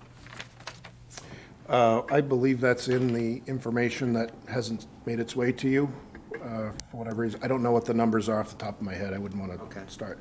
But yes, and they understand that it's, not only do we need domestic water supply to all of these, but also per the town's ordinance, it's going to need to have fire sprinklers. Yeah, I mean, that'd be good to get to us as soon as you can, I think. And I guess, so, what do we normally see, Caroline, for submissions to review before we issue preliminary approval? Well, they have to submit everything that is required in the ordinance. You have not seen a project of this scale. You've saw, the most recently you saw the apartments, but they were all on public utilities, so the board's never looked at something. Typically you've been for 15 lots requiring a hydrogeologic assessment, plume plans. I don't know if you've always had them peer reviewed or not, but you have the ability, we would pick a peer reviewer, and that would be at the expense of the applicant. If you don't feel like you have the information to know that they meet the standards, then you wouldn't want to take action. The issue with the lot area and some of the septics just came up today, so people haven't had time to get together and talk, and it sounds like some of the information the board wants to see the applicant has in here, they just didn't include it in your submission to you. So, your options are, just to table, you could take action with conditions. It is a public hearing. You have public here tonight, you have public online. I think you have lots of options once you get through your deliberation, but to go through and hear your concerns and give the applicant good feedback, if you were gonna table it, what do you guys need for information to be comfortable to go to the next step, to make it, because obviously, even between preliminary and final, the applicant still has a lot of work to do. They need to get in HOA documents, they need to get in open space documents, a whole variety of stuff. I would say staff shares the concern of the wells and the septics in wanting to make sure that that's done right, and there's some, due diligence to show that they meet the standards of the subdivision ordinance for water quality and quantity. There was lacking test pit information. We haven't seen enough information. The plumbing inspector did flag that some of the soil depths weren't deep enough to meet the subdivision ordinance. So I think we would want to see the information to see that they can get all the septic systems in there, that they have enough passing test pits. That was lacking from the information that was submitted. Thanks. Caroline, what other things, you'd mentioned a number of things that were potentially outstanding here. Yeah, so I think, he said that, Adam flagged the soil survey. He said that they have it. I believe they did have some water quality information in their site location. They didn't include it in the board packet, so it sounds like they can get you that. They did have some hydrogeologic information. We haven't seen the plume plan yet. They can get you that. Information on all the test pits was missing. I think some more details on the phasing plan. Granted, they still have a whole nother phase, but that's something you typically see at this point. I think those were kind of the bigger items flagged. Like I said, the open space calculation, it was off by decimals. So stuff like that's really not a big concern. Do you have your DOT entrance permits already? No, DOT's obviously reviewed the project. They submitted the letter confirming traffic movement permit wouldn't be required. We do have emails from the district engineer who did approve 2 entrances onto Route 1 close together way back before we did our sketch plan and our site walk. So the driveway entrance permit is imminent at this point. Yep, just need to update them. Yeah, the other big thing that we've gone into a lot of other projects is traffic. They did submit traffic information. They did submit the supporting letter from DOT. There's no high crash locations, but again, does the board feel that that information is enough to make them feel comfortable with the traffic? I guess along those lines too, and the fact that we have so many new board members, is it appropriate to ask for another site walk? I haven't seen it, and I think when there was a site walk, I wasn't available, but I think I was on the board, but I wasn't available at the time. Is that something that we can? Well, we typically only do one site walk. We do have some new board members, so if those board members felt that they needed to see the site to be able to understand it and take action on the application, I think that's what we would need to do. If we do a site walk, everyone's invited, everybody has to go together, but I think, again, if you didn't make it when you were on the board, I don't think that's necessarily a reason that we would go back out, but. No, I'm yeah, not saying it would be. if the new members felt that they needed to understand the site, I'm kind then of using that we as an could do it. excuse. You can use it as an excuse, that's Gave it fine. away, it's odd. We can, it was a pretty tough site walk, I would say. So I understand. I would recommend you don't go on a 90-degree day in summer and tick season. wet. Learn from experience last time. Can I just ask I- one before you do that? If you guys did want to do another site walk, I think in fairness to the applicant, would want to try to schedule that rather soon. Yes. Could I ask a question related to the question about the site walk? Okay, before we went on the site walk last time, I think I had asked the question if they could, besides marking just generally, I asked if they could mark house locations and a better road location when we went on that site walk. And I think that was kind of said during the meeting that that was a little excessive at that time. But now that we're in this phase, if we do have a site walk, I would really think it would be helpful to have maybe if not each house location, but flags where it shows this one goes off here and there, because it was quite hard. Besides the site walk was in bad conditions of walking, it was pretty hard to tell where we were at any point in time relative to these house locations and the road location. And it would, if we're going to go again, it really needs to be easy for us to look at, is what I would request. Guy, can I ask the applicant a question? Sure. We've actually used drone footage in the past sometimes as a sidewalk alternative. Did you guys fly it with a drone by chance? I hate to not ask and have you be like, oh, we have this great footage. We did have every corner of the buildings marked for the site walk along with it. The problem is that site's so thick, you had a hard time seeing it. I did not believe every corner of each building was marked. I do not believe that, but. I personally do not want to go on another sidewalk. I don't either. I don't think that we're going to Learn that much. get anything out of it based on the condition of the lot. Yeah, I feel like it's Yeah, it was, challenging. That's fair. Yeah. it was a pretty, dense site. It was hard to see. I do think, I'm sure the applicant could include some photos of existing conditions Yep. for people. I mean, honestly, the best part of the site walk was when it was connecting When it to was It was the done. the Freeport Conservation Trust trails. I mean, I think that was the easiest part of the site walk, right? Otherwise, it's brush and, And I think it goes to Linda's, point, like they had marked, but it was hard to see in there and it was I agree. terrain. We don't have drone footage. Yeah, that's okay. It was just, like I said, curiosity if you had it, didn't want to not ask. I ask Go ahead, Lynn. Caroline a question. Is it true that if one is on septic and wells, not town water, that your fire suppression systems cannot rely on well water, but they must bring in tanks to have waters dedicated to fire They suppression? typically have tanks. I'm not going to pretend to be the fire chief and know the details of sprinkler systems, but that's typically how they function and we can get details for you. It's pretty common in subdivisions. So In that's part Freeport, of your they have plan? them. Yes. Are they here? I mean, do I see them? I mean, how big are they? Yeah. Can I ask? They're in the basement typically. I think they store their Oh, water. they're in the Yeah. house, okay. We have a 500 Oh, 500-gallon tank in our room because we're in a little subdivision and it's required and we're on wells.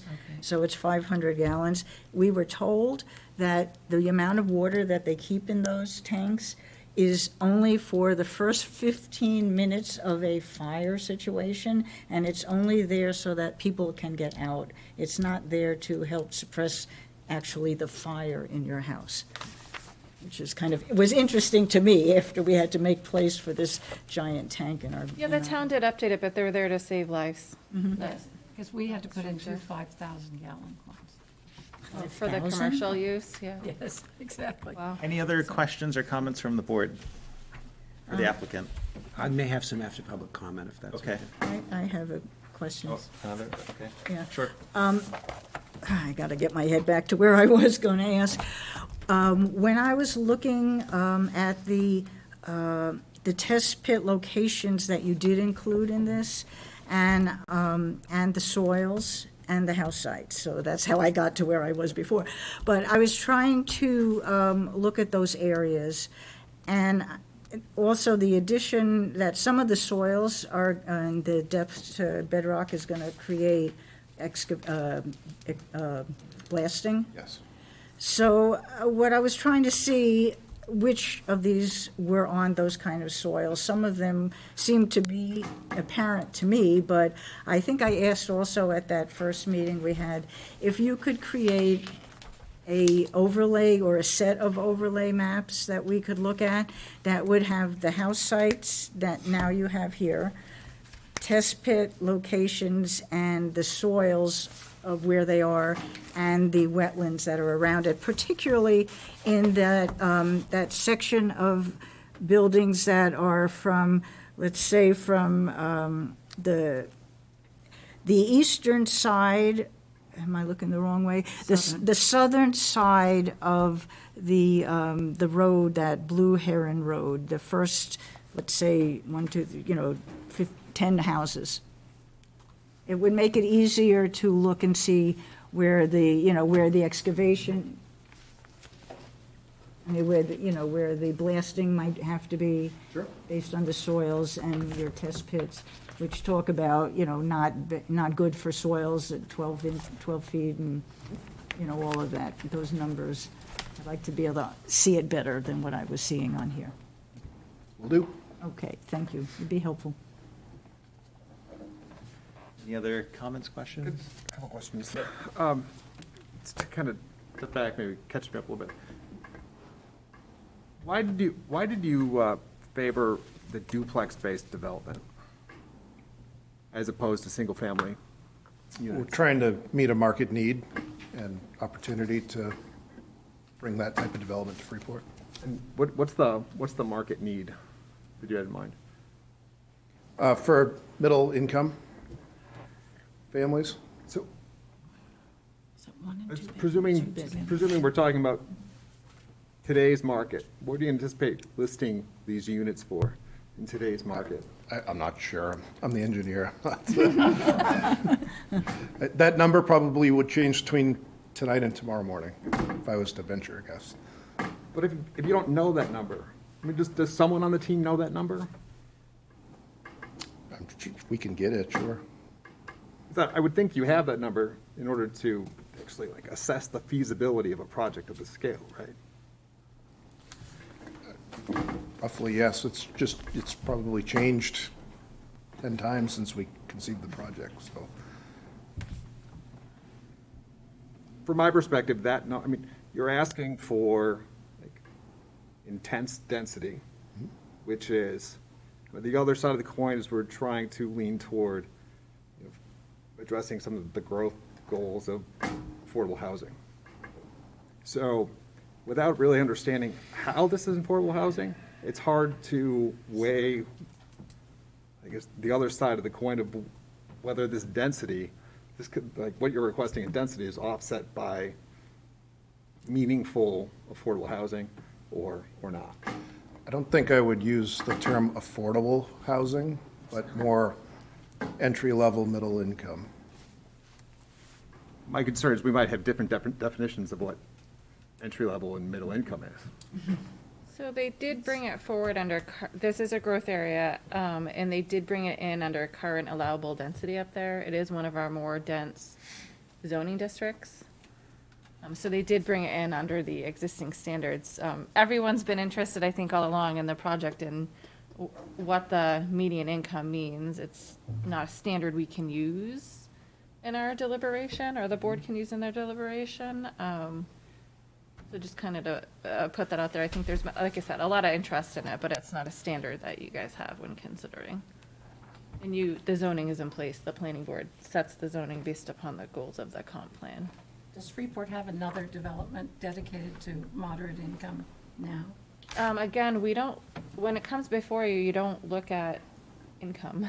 If they, if somebody were coming in before the planning board and requesting a zone change, then yeah, you might take that into consideration, what kind of housing and the density, but in this case, it's not something that comes in before you. And I think, like you said, there's ways in the planning world that we define it, and then it might mean something to you, and it might mean something different to me. It's somewhat subjective.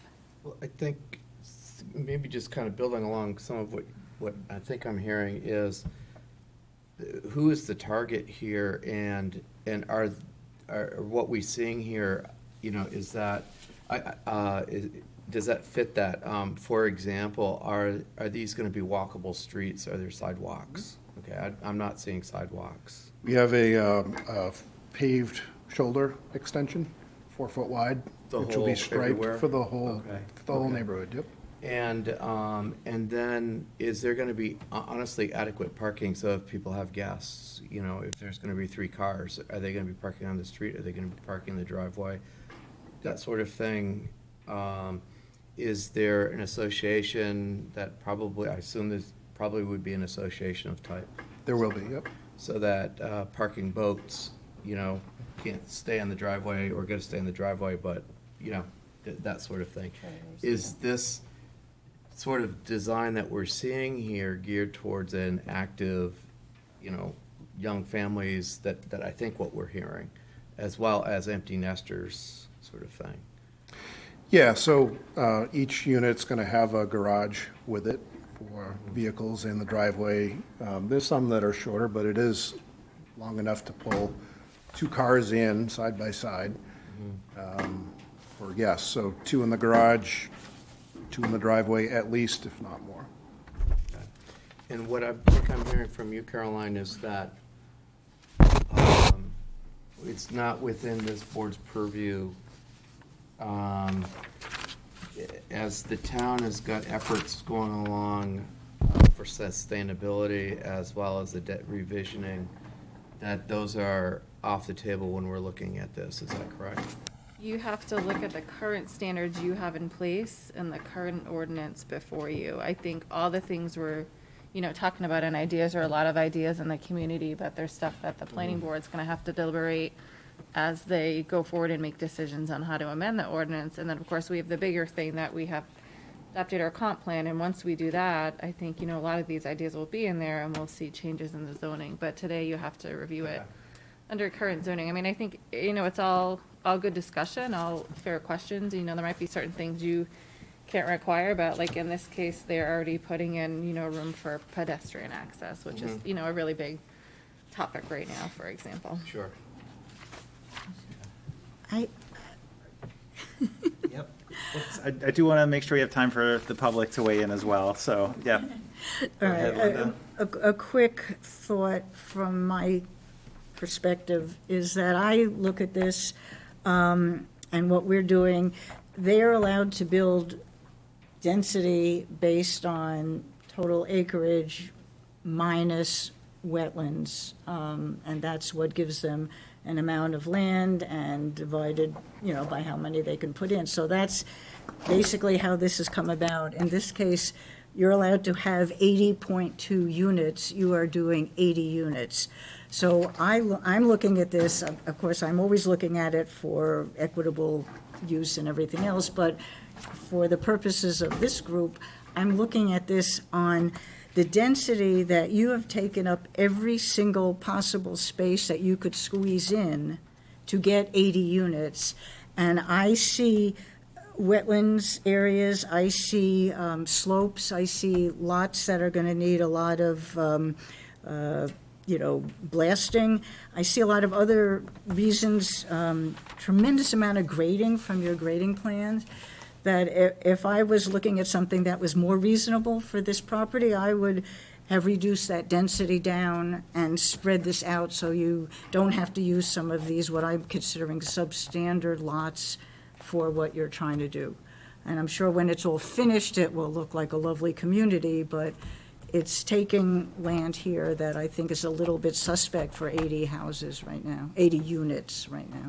That's my feeling, the way I'm looking at it. I just want to clarify that you're right. The math says when they take the total 90, they deduct wetlands, steep slope, area of the road. The math might say they can do 80 units, but they have about 15 or 20 standards, our performance standards, that they need to demonstrate that they meet. So we quite often see stuff that says you can, have X number of units, but when you put all the pieces of the puzzle together, there might be limiting factors, and they do need to, we want to see them protect the environmentally sensitive areas, the primary conservation areas, which are the wetlands of certain category, the steep slope. So yes, but just keep in mind that it doesn't always mean they're going to be able to max out that number. I'm not saying they can or can't here, it's up for them to demonstrate the standards, but if there's certain lots that you feel like are impacting the wetlands or are too close, those are comments you can make. And of course, we still have, some questions on the wells and septics. They should demonstrate to the board that they can do that to support the number of units they're proposing and meet the standards in the ordinance. So my feeling was, I'm relatively new also on this board, so I'm still trying to work into it. When we had the conceptual plan, I didn't know that really we were talking about maybe you should reduce this or change this or whatever. It was looked at as a concept, and I wasn't there for the meeting of the vote. I could not be at that meeting. I would have voted no because I don't think conceptually it's a plan that I agree with. Now we're in a preliminary stage.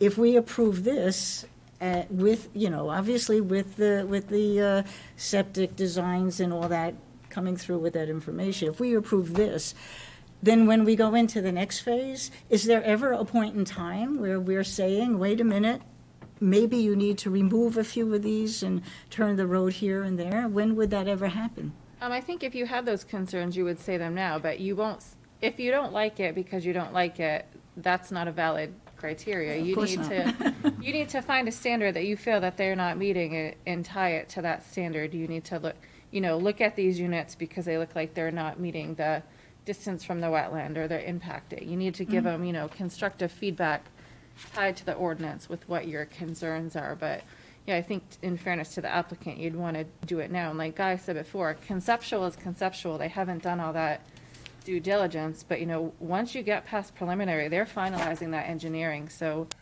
now you're having your public hearing, and if there's concerns raised tonight or concerns raised by the public, I think, you need to share those with the board and tie them to the ordinance. Well, I hope that's what we're trying to do, is kind of tie our feelings about what's here to the rules that we have to use. So I'm trying anyway. I don't know if I am, but I'm trying. You're doing great. Any other questions or comments from the board? I had one other question that got cut off, and apologize for drawing out. In the context of an association sharing these responsibilities going forward, some of these units, you've got 5 units attached to a single septic system, for example. How do you contemplate the association structure sharing the liabilities and maintenance expenses between the association as a whole, the individual unit owners, when there's a lot of unpredictable costs associated with system failures that affect 10 different dwellings? Yeah, typically it's a communal approach to that with the condo association bylaws.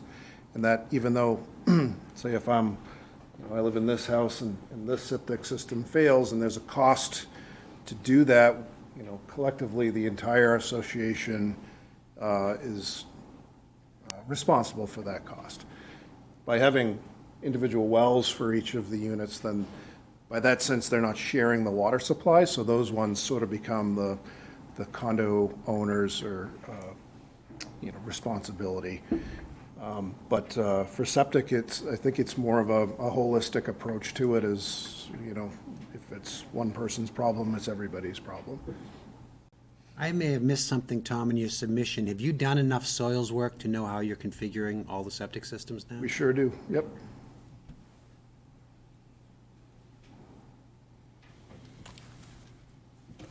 That's why it's taken us so many months to come back. It was a lot of work.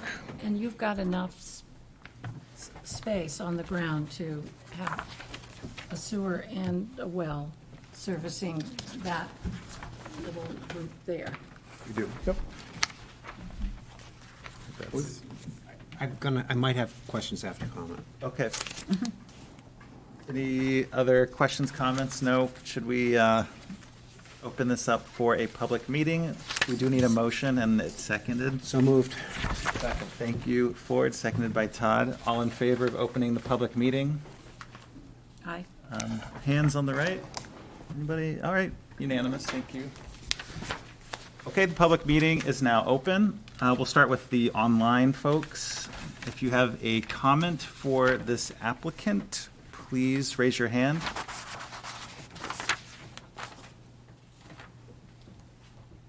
There are 2 members in the audience, no hands are raised on Zoom.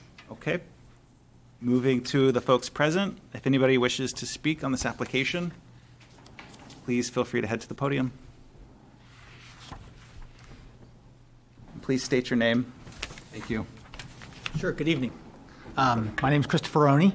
I live on Old Brunswick Road, which jets off across, behind the lots that abut this or are on the opposite side of the road as this on Route 1. So, I'm not here to speak in opposition to the project. I'm specifically not in opposition to the project, even though it's in my backyard. But I do think because of the size of this project, 80 dwelling units, and the fact that it's not on public water or public sewer, raises some concerns of the neighborhood, and specifically, I'm here to speak only about my own concerns, but they share them. And they focus around 3 things. One is, and they've largely been talked about already, which is water supply, water quality, and traffic. And so, I'm not either a hydrologist or a septic expert, but, so I don't know what the studies are that are being talked about that either have been submitted or they're on their way, but I would want that there be a requirement of an independent, credible study that says there's not only going to be enough water for the units that are going to be built there, but also for the surrounding people that might share that aquifer from where that water comes from. And secondly, that there ought to be the similar kind of study that shows that, all of these septic systems not only, won't affect the water quality on their own, within the subdivision, but, in the neighboring area, that might also, be impacted by that. And lastly, so that's water quality and quantity. And finally, my issue would be traffic. And, these cars, I come on to Route 1 from Old Brunswick Road, and cars come really fast on that road. And, there's never been an accident in my intersection that I'm aware of, but there have been some close calls. And so I would want there to be a traffic, obviously it doesn't seem like they need any sort of special traffic permit, but I think there are requirements in the subdivision ordinance about making sure that there's appropriate traffic flow, there's not excessive queuing and things like that. And so I'd want there to be some report or something that that indicated that it was going to meet that standard. So all the things that I raise, I think, are not only covered by the intent of the subdivision's rules, which are to minimize impact on the surrounding area, but also they're specifically addressed by the subdivision standards themselves that talk about water quality and quantity and about traffic. So those are my comments. Thank you. Thanks. Are there any other members of the public that wish to comment on the application? Hi, Eric Smith. I'm the trustee of a property that is not abutting but is adjacent to the proposed project. I think that I have a number of concerns that are not directly related to your work, but they are the basis for some things that you will be considering. I certainly share the concern related to the water and septic, particularly because the Freeport Conservation Trust land does feature a number of streams that flow from this property through that conservation land. However, my primary concern is actually not about automobile traffic. It's about pedestrian and bicycle traffic. And I realize that both as the fact that you are not the Complete Streets Committee, nor are you the DOT, you have very little control over what happens on Route 1.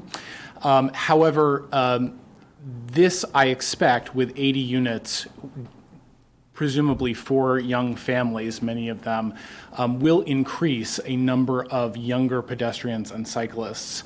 My concern about that is what those impacts are on Route 1, which already has an increasing number of cyclists, an increasing number of pedestrians, where there is a paved shoulder, but there is no bike lane and there is no sidewalk. And I know that because I've talked to the Complete Streets Committee about that, that is absolutely not a priority for them at this time, that Route 1 North is lower on the list than a number of other parts of the town.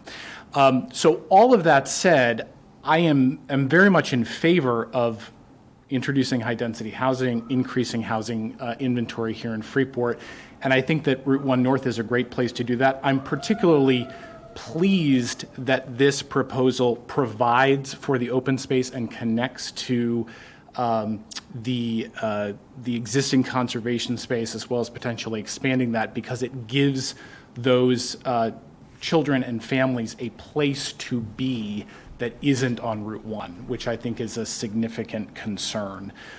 So I'm really raising that as you consider this density in that area because of the impacts of the pedestrian and cyclist traffic on Route 1.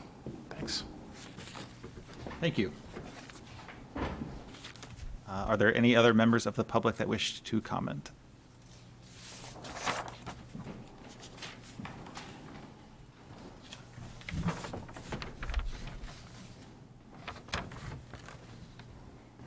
Hi, my name's Stephen Taylor. I live on Route 1 North, just south of where this is going in on the other side of the street. I was glad to see that the town engineer had mentioned the wells and the septic systems. That came to me this afternoon.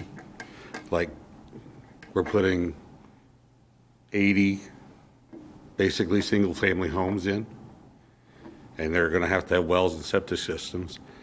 I don't know who's going to be the lucky lot. Maybe it's going over lots that it's going to have a septic system big enough to handle 5 houses. I just got a duplex built next to me, put in their septic system. I suppose the setbacks are right, but knowing the topography of my property and their property, surface water, however it gets out, trickles out, may head downhill toward where my well is. It's far enough away, it'd probably be fine. But I'm glad that the engineer brought that up. It needs to be considered, because some of that land's pretty wet. I know Tom mentioned that they've done the studies and stuff, and so, but thank you. Thanks. Are there any other public comments?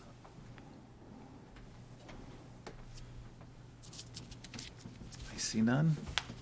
Online, we're still, There are no hands raised on Zoom. Give another minute. If anyone on Zoom wants to comment, you can raise your virtual hand.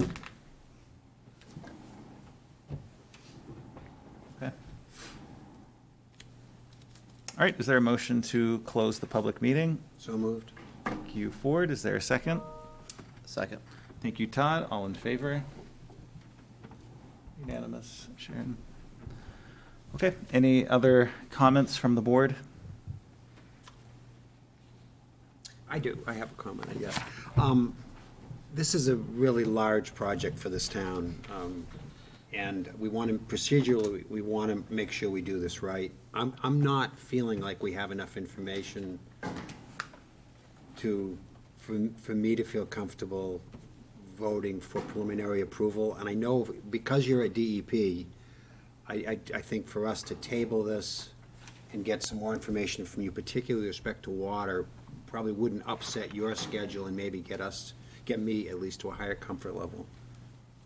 I just want to say on behalf of the applicant, we absolutely share, we want to get this done right. We're not here to be adversarial in any way. We're trying to, create a vision here, and we want to do it with the review board's concurrence. So we're fine with continuing this discussion later.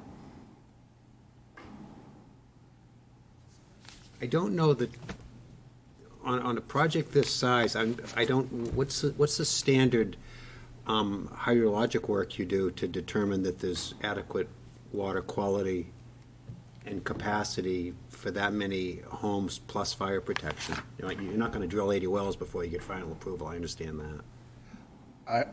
I do not have the answer to that question, but I will find out and report back to you. Okay, because it's an issue that's been raised here, and it's an affirmative finding we need to make. I'm sorry, just so I understand. So each unit is going to have its own well, is that correct? Not each dwelling, each Unit, house? yes, so 80 wells. Unit, 80 wells. Okay. Okay. On your, the plan that's in the color, and I understand it's off, it's skewed a bit, but I just wanted to clarify maybe for all of us, there's, around each house unit duplex, there's two little squares on the ends of them, and then there's a dotted line to a rectangle. I am assuming the rectangular spot is the septic for that unit.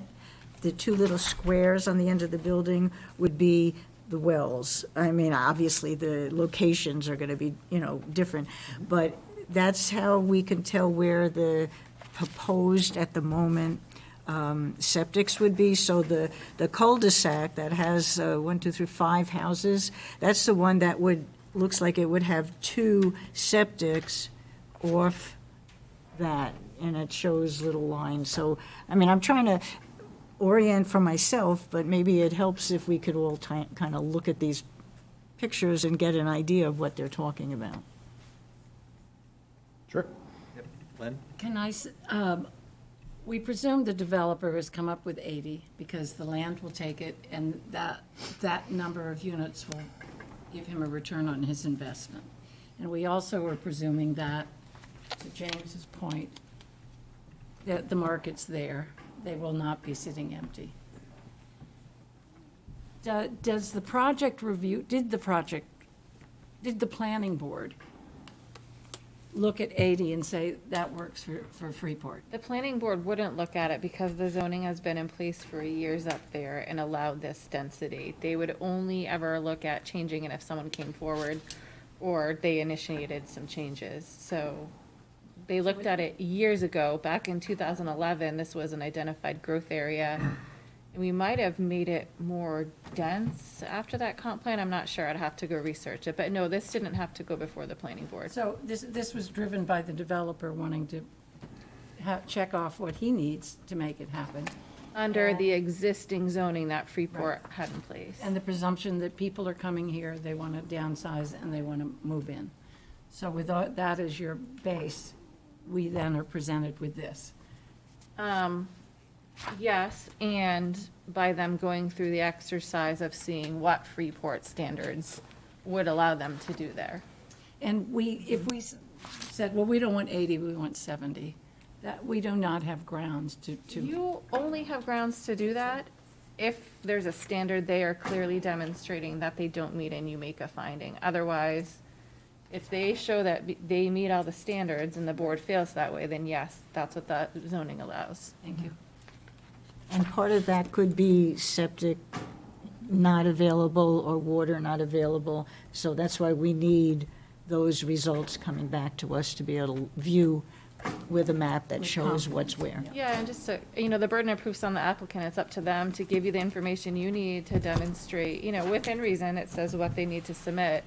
Give you the information you need to make that decision. A comment was made about, like a water study or hydrogeologic. The town won't go out and do those studies. The applicant does those studies. If the board's concerned, we could have those peer reviewed, but we don't go out and do our own study for every project. I just want to clarify that because there were some comments and the new members. If we want a peer review, do we need to let them know now? Do we wait until after So I preliminary think, approval? I think there's two things you could do. You have the ability, to require certain studies, and you have the ability to do a peer review, again, if it's gonna give you the information you need. What we would do is contact, we'd have a number of people we've used for different things. We'd contact them, get some estimates, tell the applicant, they'd make a deposit, and would have the information. I mean, it sounds like the applicant has a lot of information. You guys haven't seen it. You could either, if you all know instantly based upon your own deliberation, the project and public comment that you want peer review, then if you know it now, you might as well decide it and then we can get that in line. Or you can wait until you see all that information the applicant has, the hydrogeo, we haven't seen the nitrate, all the passing test pits, all the profiles.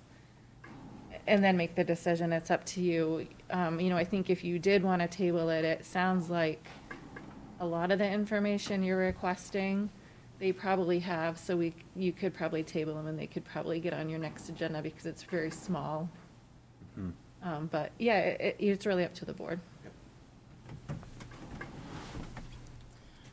I'm leaning towards peer review, but just because of the density and the mass of this project, but I could be clearer in my thinking if I had something in front of me to look at. I think that's what makes it hard, right? Is that the information probably exists, but it hasn't been provided to us. So it's hard to know specifically what we want peer reviewed without having looked at it. That's what I was right? wondering. Is that right? That's what I was exactly. thinking. Yeah, I was just so. And I don't want to get to a point where we've tabled it, they come back for preliminary with the information, and then we ask for peer review, because then we're just dragging this out. But to do a even peer more. review, you need to be targeted. Right? So. There's already information on some of the test pits that would show need for blasting and other areas, particularly when they're in the, it's forested wetlands, I understand that's different, but it is, wet areas. So peer review of their data, once they either amplify what they've already given us or they've already given us some, I would hope they give us more. That might be a start to have them look at. Lastly, on my part, there is one page that says these units would look something like this. I would love to see more detail in terms of color, roofing, color, any potential landscaping, any sort of elevation to give me a sense of how this neighborhood will look. It will need to look, they're not triggering site plan, they're only triggering subdivision. I don't know that we have a standard for that, but I'll look at the zoning. But if they have the information and they want to share it, they can do that. I think our review is limited mostly to lot configuration instead of buildings, but if we can get it out of them, we'll take it.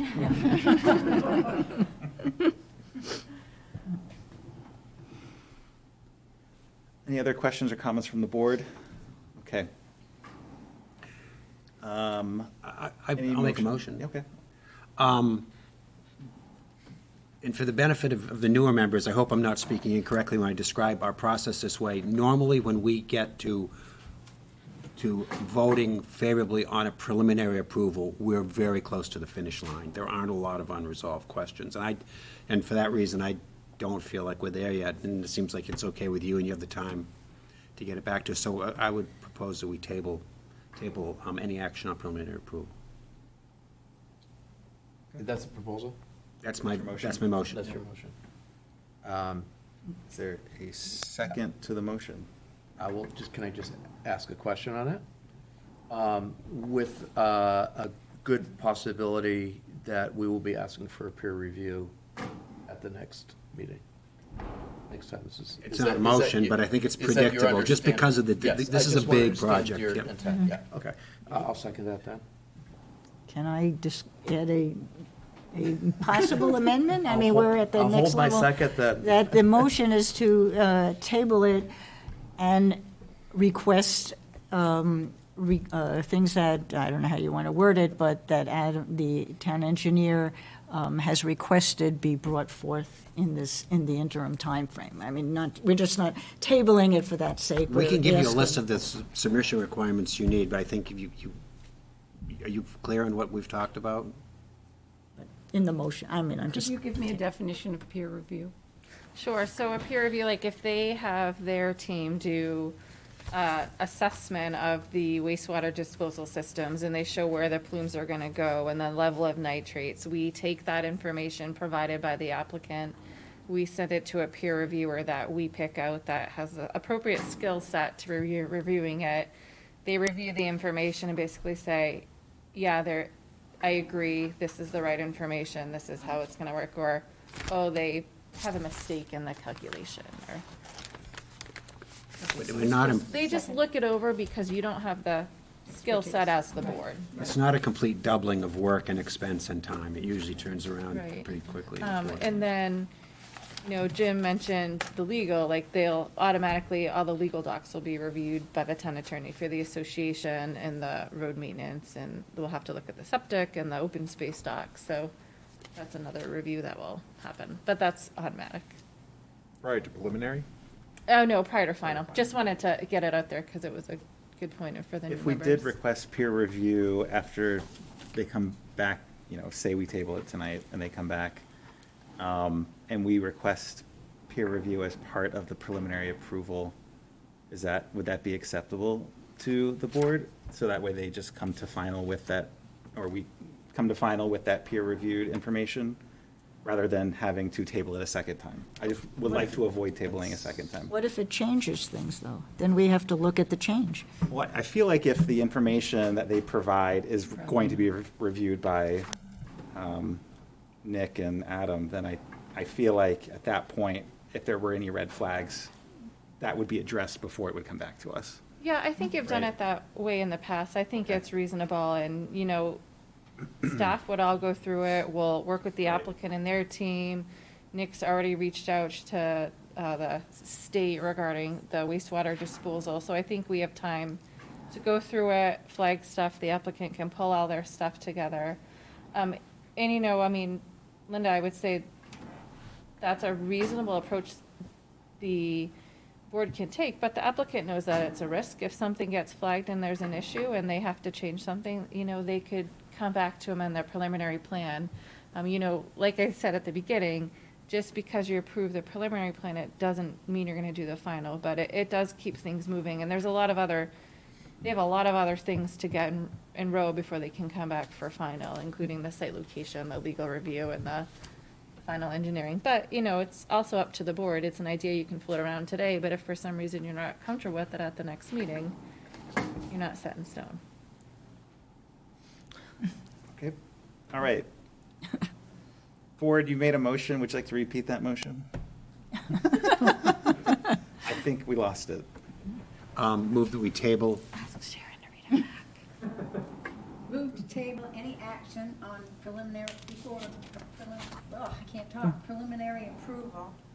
What Sharon said. Thank you, Sharon. Is there a? Include the things that the town engineer has requested. Second. Thank you. Is there a second, Lynn? Thank you. Okay, all in favor? It's unanimous. Thank you. Well, yes, thank you.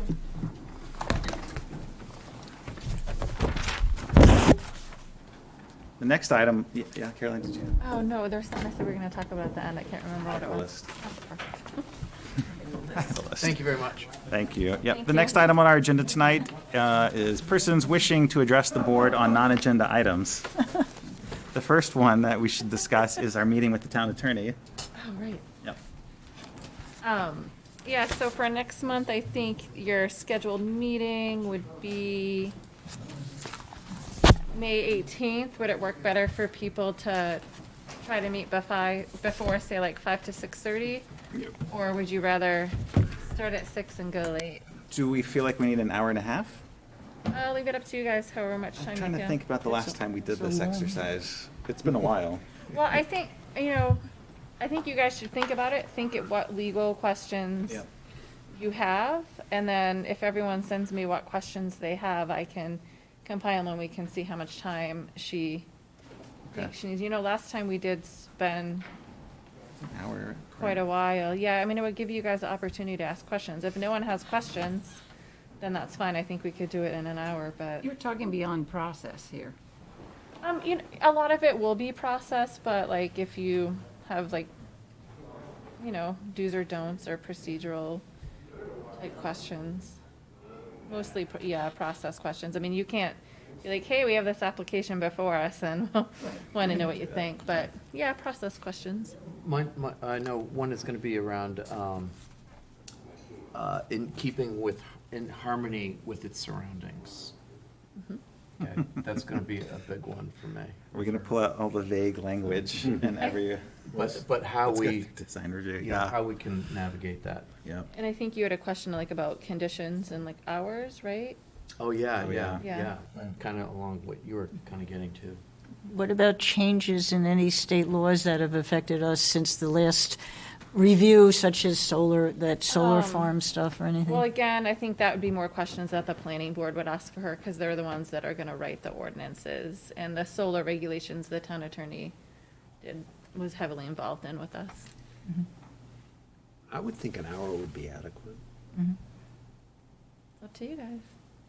I think so, but I would suggest we just do 5 to 6 PM prior to the next meeting, and if we, Okay, if well, the think board about it and inundates you with send me- questions, then perhaps we Yeah, if you guys adjust have that, but questions, then let me know. I mean, we don't garter very often, and it does cost money. charge it by the hour. So I'd like to make it efficient, but it's been really good. We had them come to the planning board for something recently, and it was really great. I think the last time we did it, we had a different town attorney too. We had Phil Saucier, who had been with the town for a long time, so this would be the first time that you've met Amy. So I'll plan on an hour unless somebody sends me a whole bunch of questions. And for the new members to think about what kind of questions you might have. We want to cover it all. So We'll start at 5?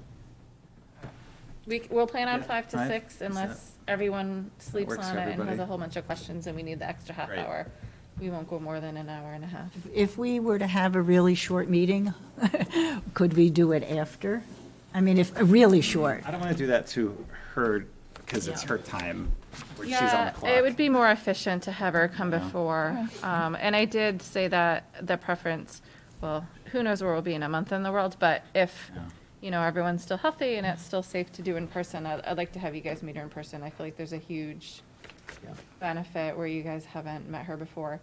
So for next month, right now you have a design review application, you have a minor subdivision amendment, and then I think if this applicant has their stuff together, we could get them on the agenda. You might have one more design review applicant. So it's a pretty light agenda, so I think if you met 5 to 6, it could probably be a short meeting. I think we wouldn't want to do it at the end for efficiency Right. of her time. Okay. Can everyone be here at the next meeting? 18th? Yeah. I'm not going anywhere. Are we discussing the rest of the thing? You wanted to talk about the meeting times. Oh, do we want to discuss times? Is this day and time still good for everybody now that we've got, 6 board members? It's Or, Wednesday. sorry, not this Wednesday, the third Wednesday of every month. Yeah. At 6 Yeah, o'clock. I know. Thank you all for changing the meeting Yep. so I could go on No, vacation. I appreciate you being here. This was a good one. I know there are 2 meetings that I will not be able to attend going forward, just because we always do something for a birthday and anniversary, so I know the dates happen to hit. Yeah, okay, if you can give me the dates on those ones. that'd be Okay, so the August meeting and the June meeting, I will not be here. Did you get my text? I sent you an email, I responded. Oh, but you could Zoom, right? I think I can. What, okay, what, I I'll think- put you as a I'm not maybe. sure about reception. I'll be What was out. the date? It was the July meeting. July. I may or may not have adequate reception. We'll see. Jim, did you have a specific one you couldn't, or were we just talking about it generally the other day? We were talking about generally. Okay, No, sorry, I no. couldn't remember. Yeah, the only thing I put out there is last year we had a really hard time getting July, August quorum. Previously we had discussed just meeting every month, but do you guys want to take a break, a summer break, or not really? The answer's always yes to that. Last time it wasn't, so we kept it on there, but, Yeah, I don't know. Why don't we wait a month and make that decision and see what's happening? yeah, I would say the only reason it's good to know is so that applicants can prepare in advance. So if we do it in May, then I'm gonna be like, guys, you can't cancel the June meeting. Right. We knew that we had a light month the time we skipped. And I think we just couldn't get a quorum. It was last year. I can't remember if it was July or August. We just couldn't get it, and we had to really struggle to reschedule. So that's why Oh, yeah, and then, And then we had the site walk from hell. Shouldn't say that online. Wasn't their fault. we can keep it on, but it was really challenging last year to get that meeting Yeah. fit in. Okay. I'm good at I this think- point. Okay. yeah, maybe August tentatively, perhaps? Yeah, or we could wait when we get our newest board member. Want to revisit it then? When does that happen? No idea. August. I'm not holding my breath, I guess. You're second in line. We're going to keep it that way. Also, applications, I mean, this happened tonight, just a little bit. You know, I mean, I think there are some fair questions that we can ask, but we really do need to keep in mind that we are sticking to the ordinance, to the standards. So when we start asking the applicant how much things cost if they do market analysis, I get really uncomfortable because that's not something we're reviewing. So fair questions, but maybe this isn't the appropriate place to ask them because that's not anything we are supposed to be considering in voting. So just keep that in mind moving forward. Elections of officers. Just Caroline? going back to that. Oh, yeah, sure.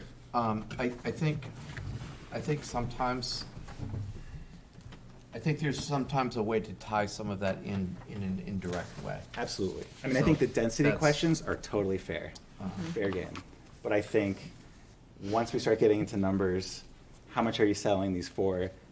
I want to just like melt into my chair because we can't really talk about that, right? Yeah. So But we really want to know. we all want to know, So Lynn. does We're the dying to public. know, Yeah, the public's asking me. right? Just, or follow Freeport Friends or the community groups or whatever on Facebook because Or they've don't already engage in ex parte you know, 'cause communication they're already, and those things. talking about the, But the fact that no other Departments. board has had this conversation with them about, we know there's a need for housing. Is this the right market? I don't know. I'm going to go back to, I think that there could be a possible tie-in, because if they say, you know, it's going to be gazillion dollars, okay, then what we're looking at for a plan is not consistent with what their market is, and that is. I think if you want to make those connections, you need So- to cite to the ordinance No, I how you can do understand. that. Todd, right? did you just come up with another question you want to ask the town attorney? Please do, yeah. And, you know, and that reminds me of when we had that conversation with Phil years ago when we were discussing design review, because that was like, I don't know, forefront of our minds because it's so vague. And he's like, anytime you really want to dig in on an applicant's, you know, design choices, exterior changes to the building, you know, make sure that you're tying it to the ordinance. Make sure you're pointing out Yeah. why you're making this So the statement. storm door comment was out. It wasn't. I mean, you know, We we all really make, have nothing that was to sort of say. like an off-the-cuff remark, No, but you know what I could, mean? But It's- he disclosed the storm door, Yeah. so you could. That's fair. Right, so, you know, that could be fair game. But, you know, really just have to kind of think about when we do make these kinds of comments or requests to the applicant, that we are focusing on the ordinance and standards. But so that we don't have too much of a chilling effect on the new members, Caroline is really good about stepping up and saying, that's not our business. Right, yes, yes. And also trying to find where that does tie back to. Yep. It's tough to find. It is, I understand.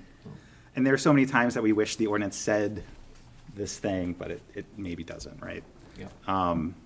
Okay, elections of officers. Caroline, do we need to do that at this meeting? Oh, was that on here today? No. Oh.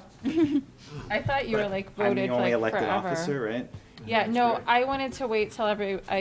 it was not fair to have Jim come into a meeting and make him vote on people he had never met before. Lynn just met you guys, so I thought we'd put that on the next agenda. Okay, I'm fine with that. But sorry, I wanted to go back to the last one. The questions and comments. So I just want to give, Jim emailed me and he asked some really good questions. So Jim is the reason why you guys got that information today. You know, about like the building stats and, you know, the growth area. And I thought those are really good questions. So if, although it might not be a standard, it's really good to understand how we got to that point and make that connection to zoning. So if you guys have questions like that, you know, anytime you, like, that's good information to put in the staff report when we have other projects. So that generated your email, is what you're saying? Yeah, they were good questions. I was like, yeah, the whole board should know those. And I feel like every time we get new members, you all like different things. And I gave that example, like, you know, because of you guys and what you want and how to make your job easier and so better understand is why we have what we do in the staff report. So anytime you guys ask those questions or give feedback or reach out, you know, keep them coming, because I think it was great just to set up, you know, some background behind the application that we don't always think about because we work with the standards in front of us, but to better understand how it relates. You can also email other board members with questions anytime, too. General questions, not. General procedural. Procedural questions, not Not- application questions. If it's not, if it's only one-on-one, it's not a public meeting. It can You be can't anything. have any conversation outside of the boardroom about an application. And not talk about the applications, though. Remember, you just gave me Board. credit for stepping So up what and do you telling do me in that the you parking can't lot? do I'm something. too old. A nice day. What, the parking lot? Run No, for that's after council. we You can talk about agenda items outside of the meeting. I mean, Ford, you and I had a good conversation about simulated divided lights on windows. Theoretical, got it. It was general? not specific to an application. It was talking about when is it more appropriate to request that Yep. of the applicant versus not. And we had a little You're discussion. correct. And I that was was wrong. not application-based, so I think that's an appropriate conversation. And I think you're ruining my life with all your SDL questions, because I look at them everywhere I go now. But now you notice them, right? And it makes a All the difference. time, it makes a huge difference. Makes a huge difference. And it's not a big expense to do It it like right. glows to me now. I'm glad it's glowing. They're asking what that is. A lot. So Someone else just asked me that the a other day. window muntin, right? Mullion? Yeah. Is I call them mullion muntins. Yeah. I think a mullions is the wider thing, but anyway. Okay. Right, so divided lights, basically a simulated divided Pretty light graphic on this. makes it Yeah. look like a true divided light. So the muntin is on the outside. What are these? These are almost true divided I lights. think and these the are true inside, as divided well lights. as, you know, Versus buried in versus glass. just between two pieces of glass, Well, that's exactly. how they used to make them. That's how, This buried I thing. think, Caroline, I think that's what these are.